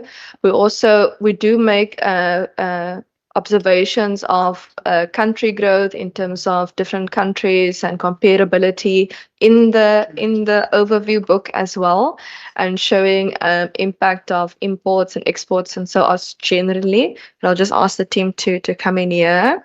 In terms of breakdown in jobs, the team can just assist me there as well. I'm not sure whether, Chairperson, I understand Member Boyson's question regarding how the roads function is related to the local government equitable share. To my knowledge, there's no component in the local government equitable share that be affected by the roads function being taken away. The roads function is essentially a function of the provincial government that another government is doing on your behalf. So the post that you're absorbing back in is in order to now do that function. So for example, the jobs are not being lost, but I'm not sure if I exactly understand the question. Maybe if the member can just assist me in this regard. I'm also, and grading of municipalities, I'm not sure whether I caught that question. if HOD caught it better than I did, then she can play better netball with that question. In terms of the agriculture industrialization, I'll just ask the team also to come in here. As much as we've seen in the 2024-25 year that there were declines, we did see some positive attributes within the growth and of the agriculture sector, and as well as forecasted growth for the period afterwards. Obviously, at the time of us putting this information together, the world wasn't where the world is at currently. So there's a high possibility that, we might come back to the committee and say, actually, forecasted growth for different industries later in the year have changed. But we are keeping up to date with that, and we'll do our best to make sure that that we include such information. For example, the payroll later this year will deal with 2025, 2026, which will also be before the respective conflict period, whereas we will continue to try and keep into things like the overview book, the MTBPS, and those type of things where we do take into account latest information. But I'll just ask the team also just in terms of industrialization and how the growth for jobs strategy and plans focuses on this. I know there is a big push in terms of manufacturing as well and construction. And I just wanted to find out if there's specific references for the industrialization. Regarding just the LGS allocations, it is our position we want local government's allocation to be at 10% of the nationally raised revenue. It's not there currently, but our argument is when you look at the pie, actually, instead of provinces, it's because horizontally we can have this conversation about how we review the pairs, the data updates to the pairs. Similar to the LGE is National Treasury is currently reviewing the local government equitable share as well, and similarly they do data updates for that share as well. But the bigger question actually is where the provinces and local government is supposed to get a larger portion of the overall budget. Because then it automatically will start dealing with the demands that we need to respond to as provinces. Over and above that, we do need to have a conversation as a country, and I think the white paper attempts to. Is it called the white paper? The white paper attempts to deal with it in terms of a new financial model for local government. It is progressing, although I don't think that the white paper will be in time for example, the local government election. That's my view. I don't think it's moving fast enough to make the new administration timeline. But irrespective, it is still something that we need to continue working on and discussing really what does a new financial model look like. Because in the LGES, it compensates municipalities for that 6 kiloliters of water, as well as your 50 units of electricity, if I remember correctly. And then you have wastewater also in the calculation. You have poverty data in that calculation. You have population data in that calculation. And for example, Minbridel always speaks about that Stellenbosch study that showed that actually, if we're talking about constitutional rights and water and energy, then we actually need to have a conversation about how do we get from 50 to 150 kilowatts? How do we get from 6 to 10? I can't remember what the minimum water in the study was, but I remember they're saying it's actually it's too low based on what people actually need. So we need to have a conversation, because also by raising that threshold of the minimum, automatically it will have a financial impact. So then the question is, okay, where do you get the money from? So I do think that there's a larger conversation about how municipalities are funded, because they also have their own revenue tax bases that we don't, for example, have as a province. Majority of our funding is really motor vehicle licenses, gambling taxes, liquor licenses, and departmental revenue is really health and infrastructure. But we don't have the same taxation that we raise from residents that national and local government has. So we do need to have a conversation about that. And that's that vertical share of the budget conversation. If I remember correctly, and the member must forgive me, my constitution's in my other handbag, but I think it's section 213 and 214 of the constitution dealing with the division of the revenue nationally between national provinces and local government. In terms of the COE and inflation, definitely. I completely hear the increase in compensation of employees is increasing, but Chair, we also very often receive input from committees, including this committee, of how certain departments are really struggling with capacity. So we do try our best to get a balance between assisting with capacity without compensation of employees creeping into other spending items. But this is a concern.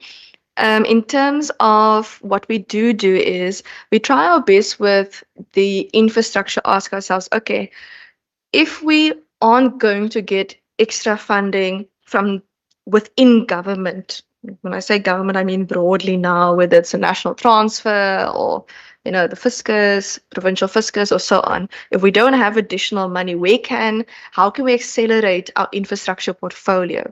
And this is really how we've been really trying to aggressively push alternative and blended financing. And many people think ABF is just a loan. It's not just a loan. Sometimes you're leveraging land in order to gain something else. Say maybe you have the land and you want someone to build on it, but you might want to keep the land and you have a specific contract for that. Sometimes it's project finance. Often when it comes to things like water that can repay itself, you might want to go into project finance because it's going to pay itself back, for example. Sometimes it's a joint venture. Sometimes it's pooled financing. I mean, the CDAF program, for example, is a good example of pooled financing. It's where you want municipalities to work with one another in order to go to market, in order to really accelerate infrastructure. In terms of, I covered the questions. Okay, HIDs over to you, I think. Sorry, I think I shocked myself. Before, because I think a number of questions also dealt with the research that we've done. So I'm going to ask Darren just to come in there in terms of the in particular in terms of jobs and imports, but also maybe just to add, although National Treasury is busy with the review of the formula and COCTA is busy with the white paper. That is speaking to the funding model for municipalities. The COCTA deadline is March, this March. Not sure if we're going to get. They were pretty ambitious, I think, but I think we are waiting to see what that outcome is going to be. But from a provincial treasury perspective, what we have been doing is to work with municipalities to look at diversification as an interim, because I think there's a reliance on electricity as a revenue source, and the importance then is to look at other options for municipalities as a interim currently, because I think, but there is definitely a need to look at the broader funding model for municipalities. Then the entry point in the provincial treasury is through my office or the DDG's office, and now Owen's office, being the head of public policy services, and we handle it in that particular manner. I think with Minister's launch, there was quite healthy interest in what we want to achieve, and so we are currently following up. And if there's new players coming, then we usually set time aside to meet with them as well. With that, Taryn, over to you. Thanks, Linda. So just with regards to the imports and exports, as Minister responded, we do generally provide a more comprehensive overview of that as part of the Provincial Economic Review and Outlook. For the OPRE, we're a bit more succinct in terms of what the economic updates are. But just referring to the pedo with regards to our top exports, that's Netherlands, United States, and United Kingdom. And then in terms of the top imports, that's China, Oman, and the UAE. And then with regards to G4J, we are really focusing on industrialization, but that's particularly through our priority focus area around innovation and technology.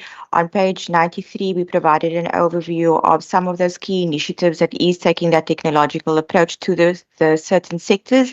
A lot of our successes are seen in terms of the agriculture sector, but certainly it is a key priority area for our G4J strategy. Thank you. Just Malcolm. Thanks. The share of local government share of the nationally raised revenue is about 9.5%. Mr. Boyson, could you perhaps just lower your mic over there? Yes. So local government share of the nationally raised revenue is about 9.5%. But in addition to that, there's also indirect transfers to local government, and that's about 7.5 billion. And if you take those two together, then it will probably come to the 10%. But over a longer term period, we can see that there's over a 7-year horizon that the share of local government of the nationally raised revenue has increased from about 8.9% to 9.5% over the MTE. Thank you. I think we are covered over there. I think I will then invite the members of the public who have indicated to me that they would like to make a submission. And I've been informed that it is Gabriel Krauser, who is the director of the IRR legal division, and Anlu Keeve, who is an economic policy analyst with the IRR. So they've asked for about 5 to 10 minutes to give some input. So handing over to you. So if you can, the floor is yours. Thank you. Greetings. Thank you very much, Chair. We really welcome the opportunity. Just before I start my presentation, can I check, am I coming through? Yes, we are hearing you. Thank you. Okay, super. Thank you. So let me go to share screen. And I thought it'll be easier to do this perhaps with a couple of slides. I'll dash through them. I think just to connect with the business of the day so far, it's been impressive to watch this committee go about its business, both the honourable members and the representatives from the Provincial Treasury. But there is a sort of sense in which business as usual is not going to get us where we think we need to go and where we think the Constitution wants to take us. And so our submission is with regards to solving a problem we think that there is in the in this budget, in the appropriation, the Western Cape Appropriation Bill, in some of these expenditure projections, and we think this is a solvable problem, and we're really eager to show how that can be done. We think that it'll be in the province's interests for this to be ventilated. So we thank you again for the time. Okay, so we're going to talk about the budget and BEE premiums. We've talked a lot about this with National Treasury, National Assembly, and National Council of Province members. BEE premiums are just, as I'm sure most people are aware, the extra amount for the same goods and services provided for under Section 2(1)(b) of the Triple PFA. Of course, not all premiums are BEE premiums under the Triple PFA. There are also other special goals, but for the most part, that extra is supposed to be used to enhance the goals of BEE under the Triple PFA Act and so on. Okay, the problem is that there's a lack of transparency there's a lack of transparency in the direct costs, like what are those extras? There's a lack of transparency in the indirect costs, and those costs are unaffordable. So just big picture overview. The reason I say business as usual, it's good. I mean, it's good to administer well. It's good to do good oversight within the framework that we have. But there's this missing ingredient, and we think that that's part of the reason for the value for money collapse. We were excited to hear about value for money earlier. The value for money collapse is, I think, in some ways well represented by this graph. I hope that it's big enough to show up on your screens. I realize that they're sort of quite elevated in the chamber. The red line is a way of thinking about how large overall expenditure is, overall government revenue is as a proportion of GDP. So you read off the right-hand side here, it went from sort of baseline of 0, it went up 27% relative to what it had been from 96 to 2022. So sort of quite a substantial increase in the proportion of GDP going to the government through tax. And on the other hand, the green line measures the decline in government effectiveness according to the Worldwide Governance Index published by the World Bank. And it's, basing the 96 level to 100 came down to 49, sort of halved in worldwide rankings. It's just one of the fastest declines in the world.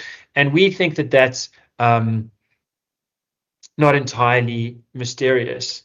The problem really, I mean, they're multiple, but the main problem we want to identify is trying to multitask at the pinch point of procurement. And that means, trying to do more than one thing at the same time. So getting maximum value for money in procurement, whatever you're buying, that's a difficult thing to do already. If you're on top of that trying to do other things by supposing that it'll be better to buy from some entrepreneurs than others, that makes it more complicated. That multitasking facilitates state capture. That's not just our opinion, that's the opinion of the Zondo report. We refer this committee to volume 1, page 797, the systemic analysis of state capture. The Harvard Growth Lab reports of 2 years ago, the IMF report, World Bank reports, all of these august and authoritative institutions have pointed to this problem of multitasking at the pinch point of procurement, overburdening procurement officers, creating confusion, creating an environment rich in opportunities for graft. We estimate, the Institute of Race Relations estimates that the Zondo dividend, that is the benefit to the overall fisc, not to the Western Cape, but overall of implementing the value for money advice that it gives there is 150 billion rand per annum. But it's important to break that down. We think only 17 billion of that is direct savings. In other words, we think the proportion of actual BE premiums and otherwise being spent is very small. The majority of the savings would come from indirect savings by cleaning up the system. Okay. Does that relate to this committee? I can imagine some members of the committee thinking, well, this is interesting, Harvard, Zondo report, but does it really come down to this, or should this really be ventilated in some other platform that's looking at the PPPFA or the PPA or the BBBB, the BBBE Act? Well, this committee has oversight over provincial treasury. Provincial treasuries here have spoken very well. The PFMA says in section 18, a provincial treasury must prepare the provincial budget, exercise control over the implementation of the provincial budget, promote and enforce transparency over inter alia expenditure. What we're looking for is transparency over expenditure.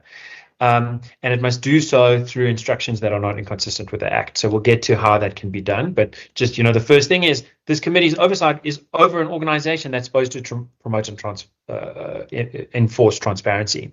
There's a constitutional duty in play here. The PFMA is giving voice to the underlying requirement in section 2262 of the Constitution that money can only be withdrawn in terms of an appropriation or as a direct charge from a provincial revenue fund. Now, both of those are about what? They're about transparency. This is also made clear in 215.1. National provincial budgets and budgetary processes must promote transparency, accountability, and effective financial management of the public sector. So we want transparency.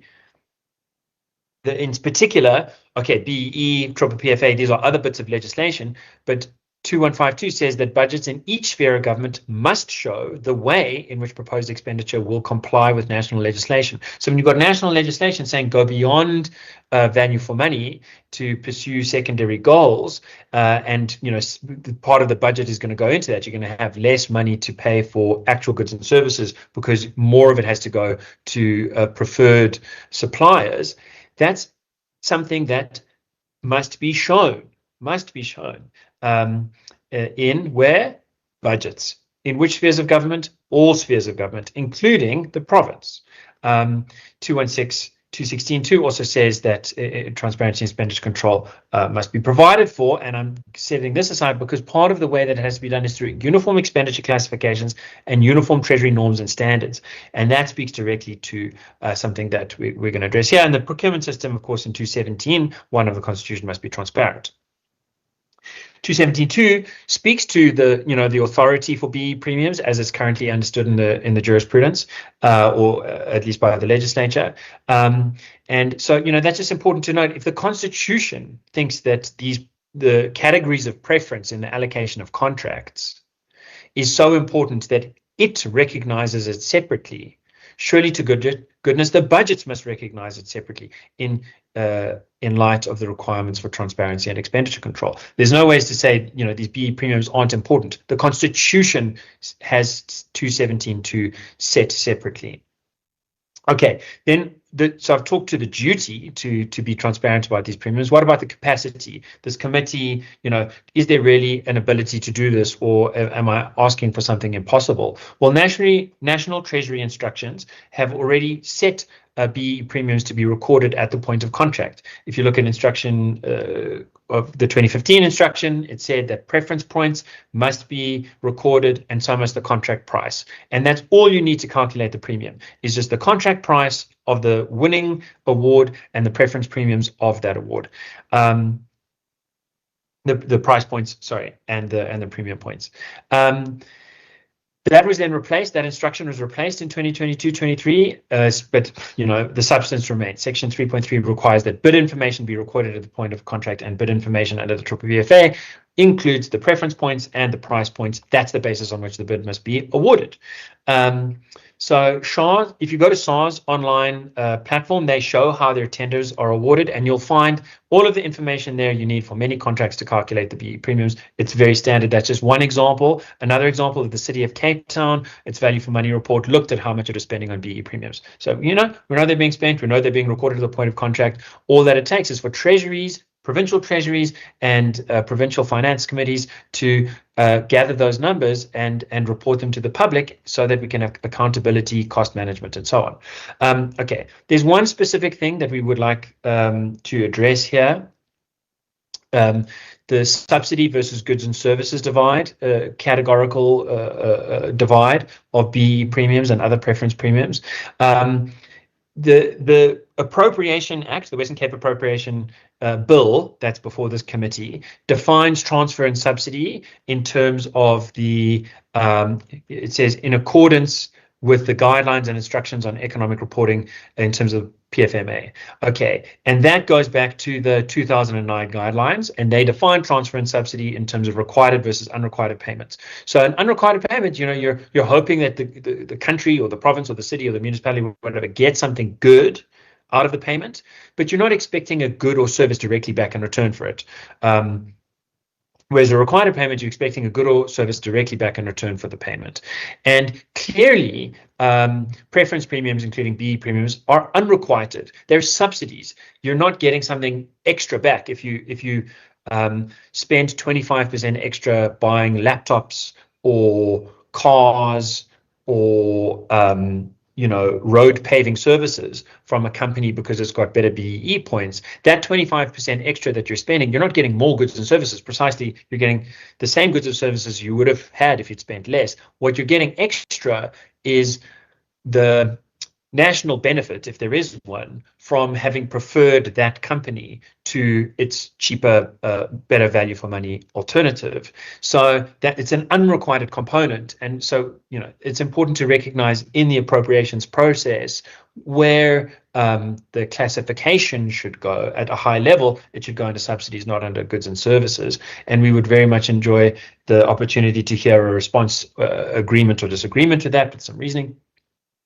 Okay, remedy. How do we go forward to make BE premiums explicit? The first process is just make them explicit. For just about 30 years, 26 years, BE premiums have been spent year in and year out, business as usual, and they've never been made explicit. The committee today, it goes along, but there's no explication, there's no transparency, there's no accountability, there's no cost control over this very important component of expenditure, provincial expenditure, so important that the Constitution sets aside the 217.2 considerations apart from the 217.1 considerations in public procurement. Okay, so how can we remedy this issue? We all, this has been overlooked by civil society, it's been overlooked by a lot of people. Now we're seeing it. We're seeing the constitutional requirements. We're seeing the capacities there. The things are already recorded at point of contract. Now what can we do to make it better, to get the transparency? The first is to issue clear reporting requirements that price and preference points. Yes, Chair. Gabriel, I don't really want to interrupt you, but I notice you've sort of gone over 10 minutes. So if you could perhaps just also look to wrapping up then. Thank you. I appreciate it. I'm sorry. Okay, I will wrap up very briefly. Thank you. So the clear reporting requirements, we have sort of further draft provincial treasury instructions that I think need a bit of feedback and work, but that would show. Anyway, you can clearly define what a preference premium subsidy is and have those collated. You have a base price definition, a preference premium definition, a B premium definition, and those just then get collated.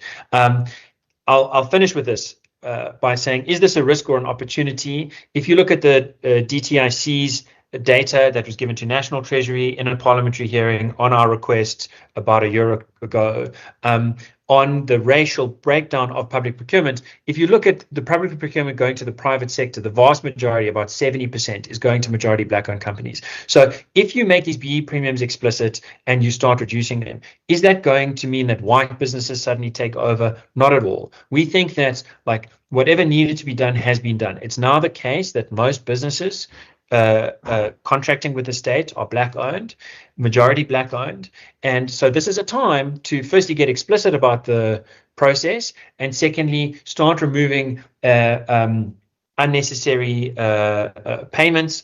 You can implement a tiebreaker system instead, or something like that, but that starts getting to national legislation questions. So I will draw a close there and thank the committee very much for its time. Thank you very much for that. I would certainly appreciate it if you could forward that presentation to the committee and to the procedural officer, and then it can be circulated to the committee. I think, as indicated, that was a presentation at this stage. I'm referring to Minister and HOD if there's any comment at this stage. Thank you so much. As someone with academic history in public procurement law, I really appreciate the gentleman's and IRR's passion about this particular topic. So the reason we don't publish triple BE premiums in the Western Cape is because there are none. We don't do set-asides and mandatory subcontracting in the Western Cape. It is common knowledge and public knowledge. We've it's in the public. We've done media statements on it. We've reported back to committee on those type of things. We're actually working with the World Bank at the moment because we, based on desktop research currently, we suspect we're the first government or subnational government in the world to reach 30% procurement for total spend on women-owned businesses without set-asides and mandatory subcontracting. A majority of our procurement do go to black-owned companies, but it's not because of triple B BE. It is because of value for money. The people that we contract with are just really good at what they do. In terms of Section 215, subsection 2 of the Constitution, it is complied with because we do publish our respective budget books. Departments are also required to put procurement plans together. I know the member or the member of the public mentioned the portion of GDP to South Africa. We won't have those figures for the Western Cape because we don't do that in our provincial government. In terms of we also publish all of our procurement data quarterly and annually, and that also gets scrutinized by committees and so on. We also table all expenditure, how far we are in expenditure every quarter and annually. It's a statutory matter that we do before budget, and then the budget committee gets to interrogate that type of information. It's also public knowledge that the Western Cape government is currently in the Constitutional Court challenging the national government on the Public Procurement Act. And we are very confident about our position on the matter. I just want to note it's not a big deal, but there is court judgments on how to interpret Section 217, and the emphasis does need to be more on the word and not on a specific value on the 5 values. The court in previous judgments previously said that you cannot see one value within Section 217 in isolation. You have to read them all. And it's not supposed to be on a transaction. This is also settled law in terms of court judgments. It's not supposed to be on transactions. The system must adhere to all 5 of those values. And sometimes one value will be needed more than in others because you have different types of procurement mechanisms.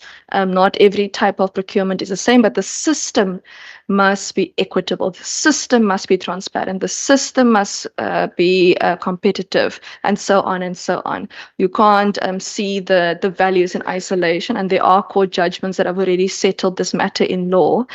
So the emphasis really is on and, whether you look at the system completely and whether or not it is speaking to this specifically.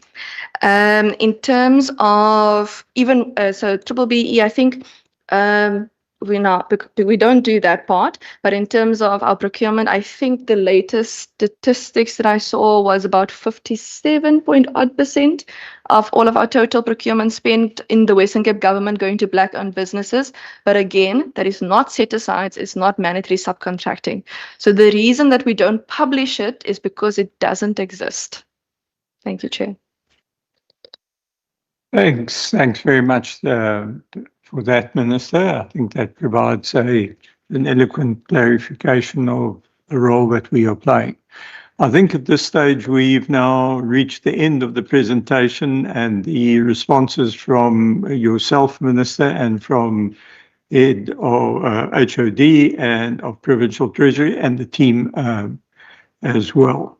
So I'd like to thank you at this stage for being with us this afternoon. It's been a long afternoon and it's been a very long day, I'm sure, for Provincial Treasury.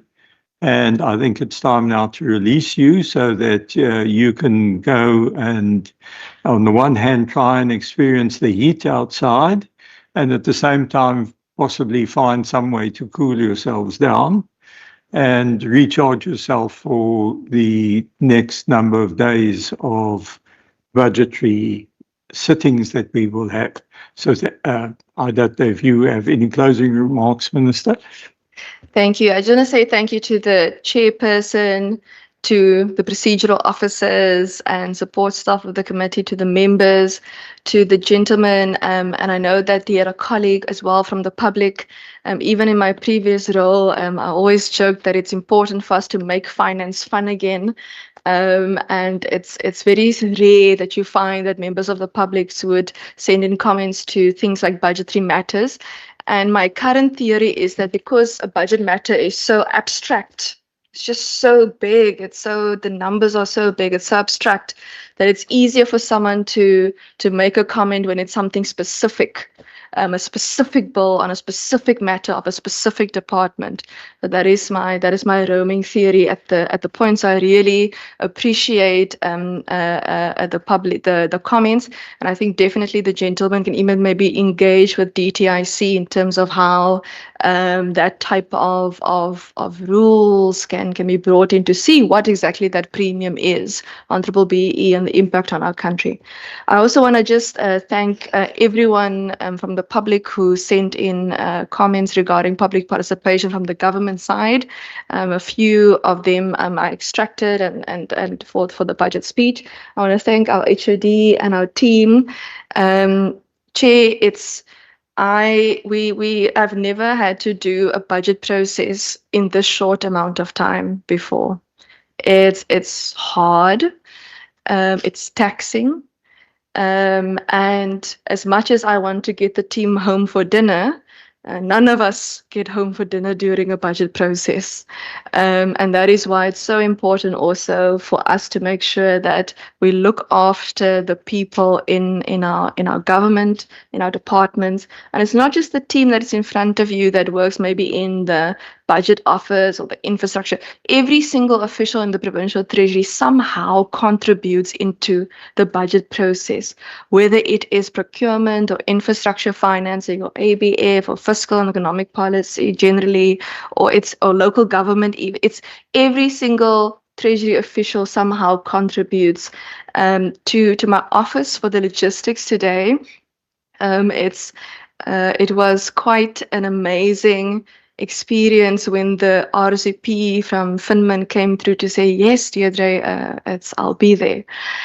So that was really amazing to have that engagement at this type of level, and to show people that, this is how we work with one another. This is how different governments respect one another. In terms of the other officials in the government, it's not just the provincial treasury that works on the budget. It's other HODs, other accounting officers. It's every single person in this government somehow contributes to the budget. And I really want to thank the team. I know Paul is leaving us in order to go lay on a beach after retirement somewhere. But please don't forget us. I'm pretty sure that as a treasury, we will come knocking on the beach's door. But please don't forget us. We are here. We will still need you. Thank you. Thank you. Just thank you. Thank you. Please go home and tell your families I say thank you, because I don't know what we would do as a province without you. Thank you, Chair. Thanks very much. I believe that Member Petrus's hand is up. I think he's hiding behind a little badge across the screen there. So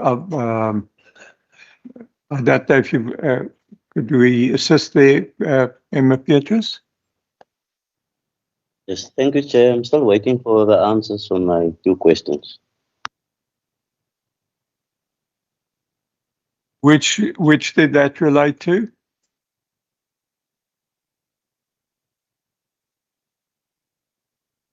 I think, Chair, the breakup of the jobs that we gain and our import partners. I think there was a response on the imports, and certainly on the makeup of the jobs.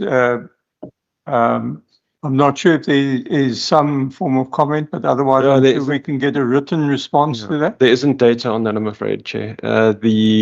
The jobs data doesn't go down to that sort of disaggregation for provincial data. So we can't tell what the makeup of provincial job gains are. We only have the headline number, employment gains, and that's it. So I'm sorry about that. Okay, I think that's the response there, Member Petrus.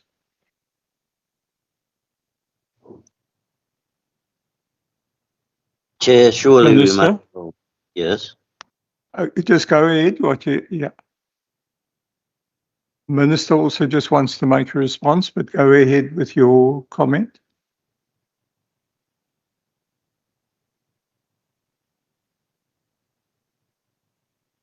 Okay, go ahead, Minister.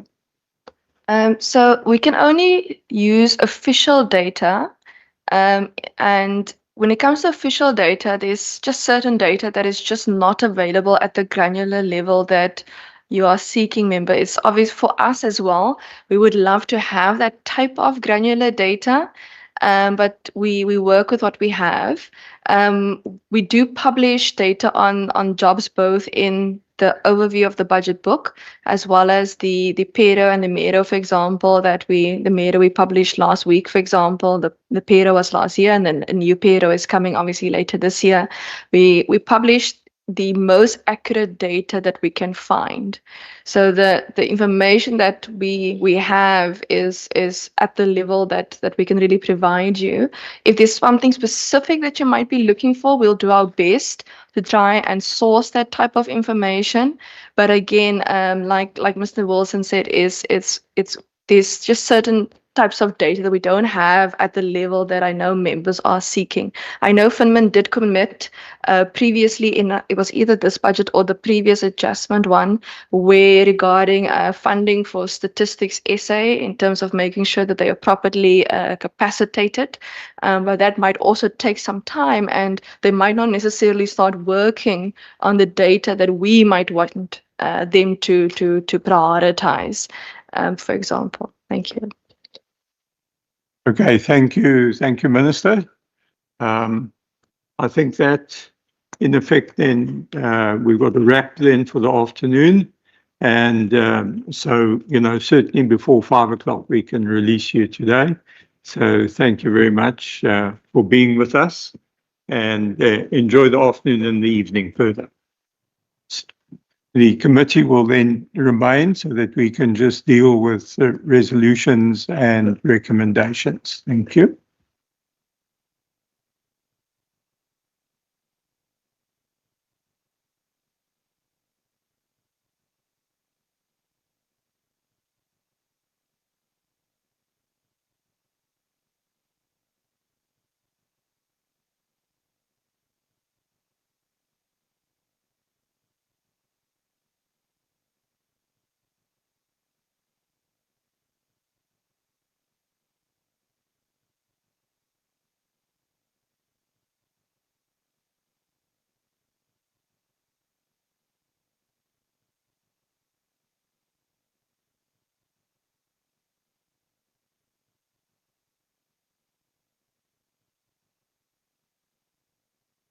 Right, I think committee, if we just look at we've had our presentation today, and I'm just looking to see any resolutions, any recommendations that we have, and thereafter we will look at minutes of our last meeting, and perhaps just the carry through that we had following the MERO presentation. I've got perhaps some suggestion there on how we can take that process forward.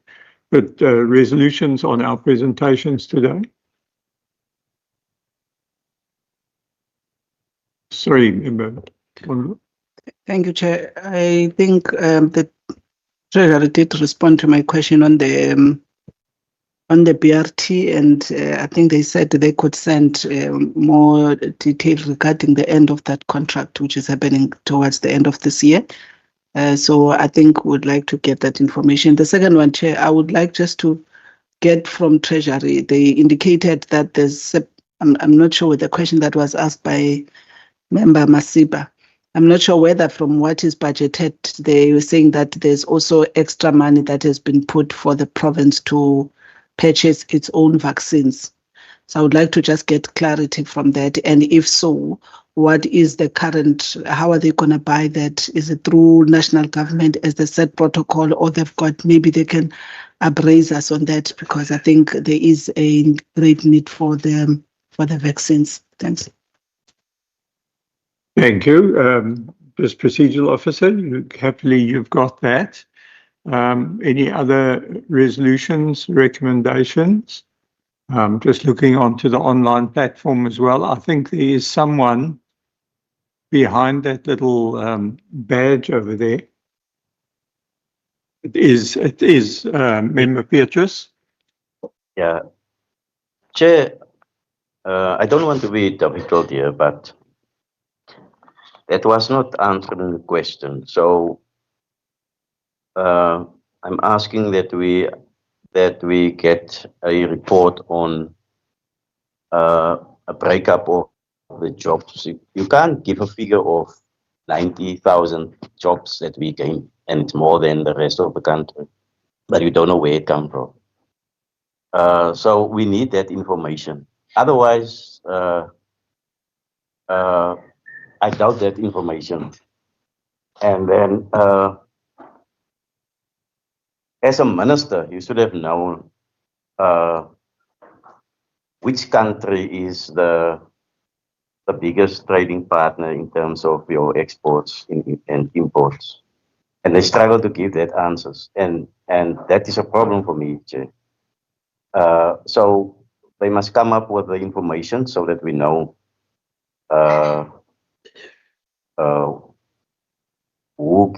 who's our trading partners and import partners as well as export partners. I know there's a list. There's a list, but they are supposed to give us that list. We will ask for that information in committee. Thank you. Right. Okay. So I think on the employment, those stats I know come from the labour survey that comes out regularly and from Stats SA. So I think if we could just get the details on those, and then it is on the exports and on the major exporting countries and on the imports as well. I think that deals with that. And I think if there are no other recommendations or resolutions in that regard, I think that then deals with that aspect of today's meeting. If we could then move on to the minutes from our previous meeting, and that is flighted. So that was on Thursday, 5 March 2026, where we then received the Miro report, and those minutes are flighted then. And as I think we received that report, and what we indicated is that while we've noted the tabling, we did feel that there was possibly a need for further engagement that we could have in that regard.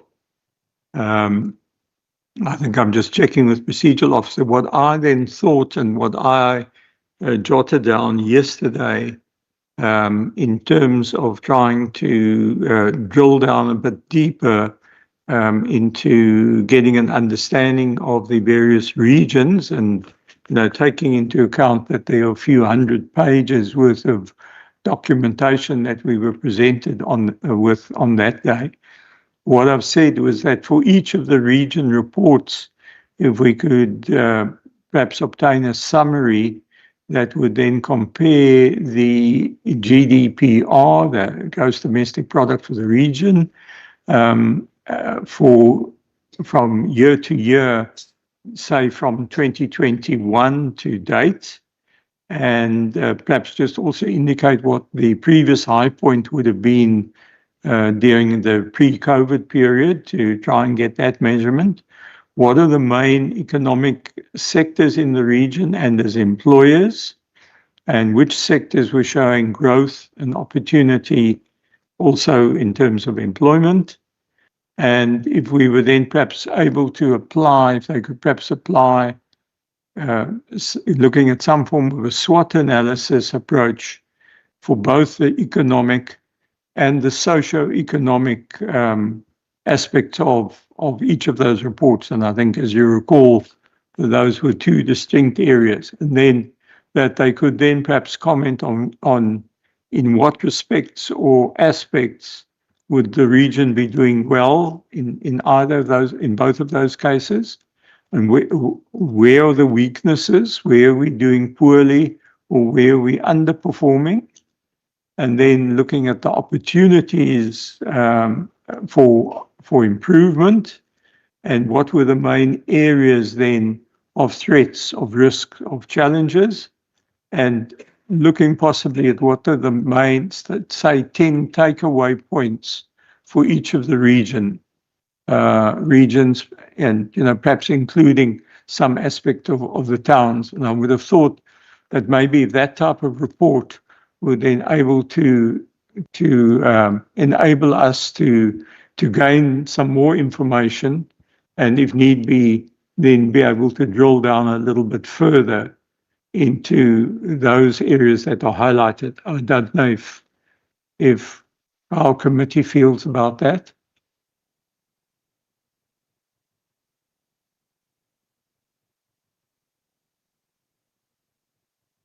No, essentially looking for some form of, how do we deal with that? And I mean, we could probably split those regions into 2 meetings and maybe take half of them at the meeting.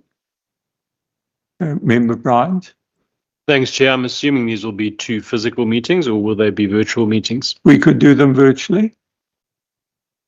I'm just wondering from a cost-cutting perspective as well, if it might make sense to do them virtually, but I suppose access is the issue and whether or not people will have access to the virtual platforms. But my other concern is that we might not be able to physically fit those two hearings in. I don't know what other members think. Yeah, I think we'd have to try and find 2 slots in which, we could get a commentary on that.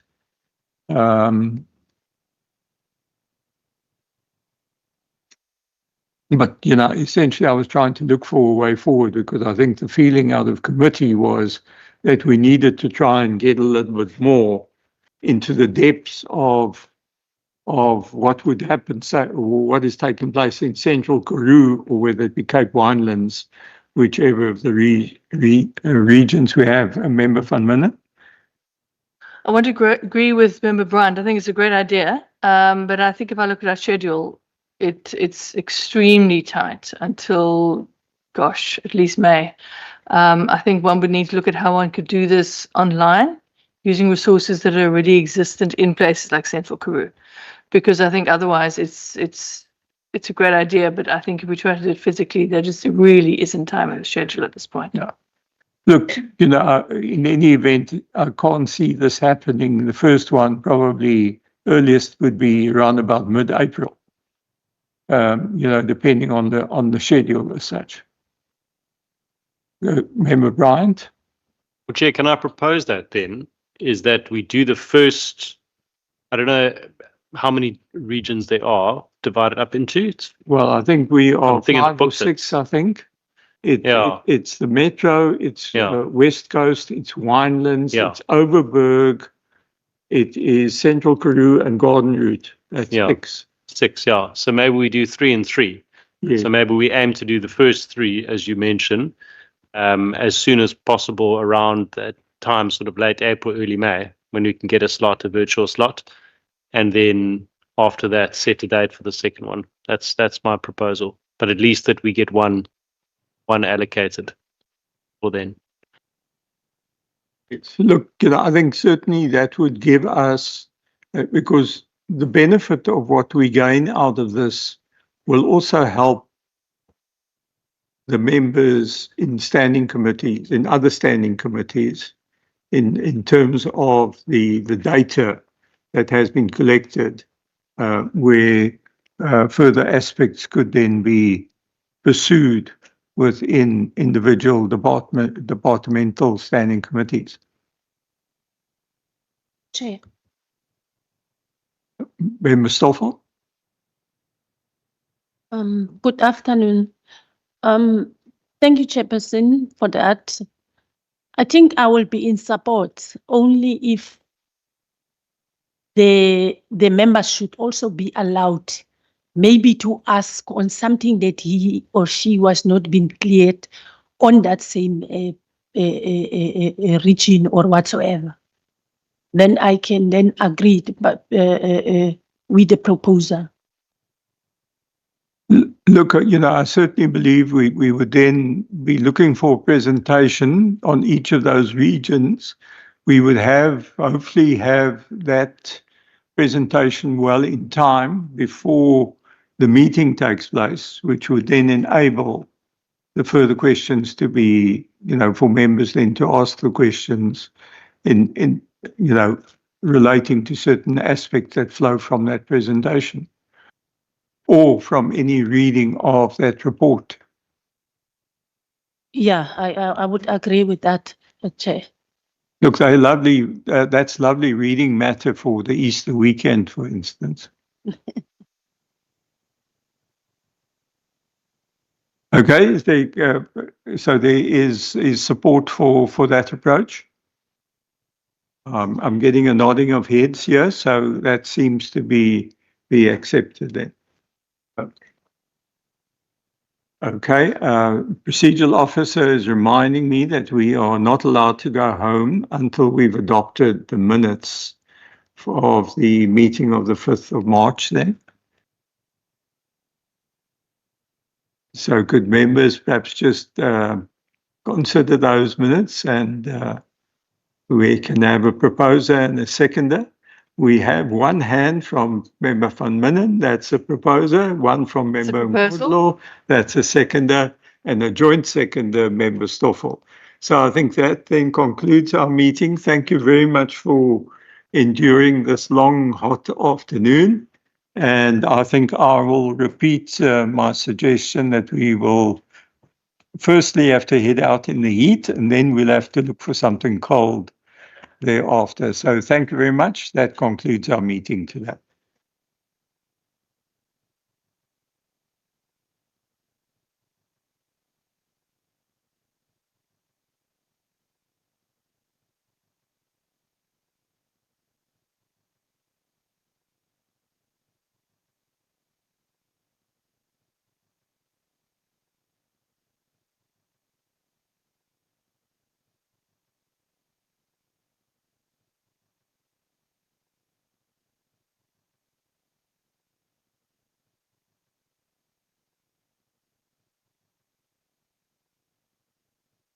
Mm.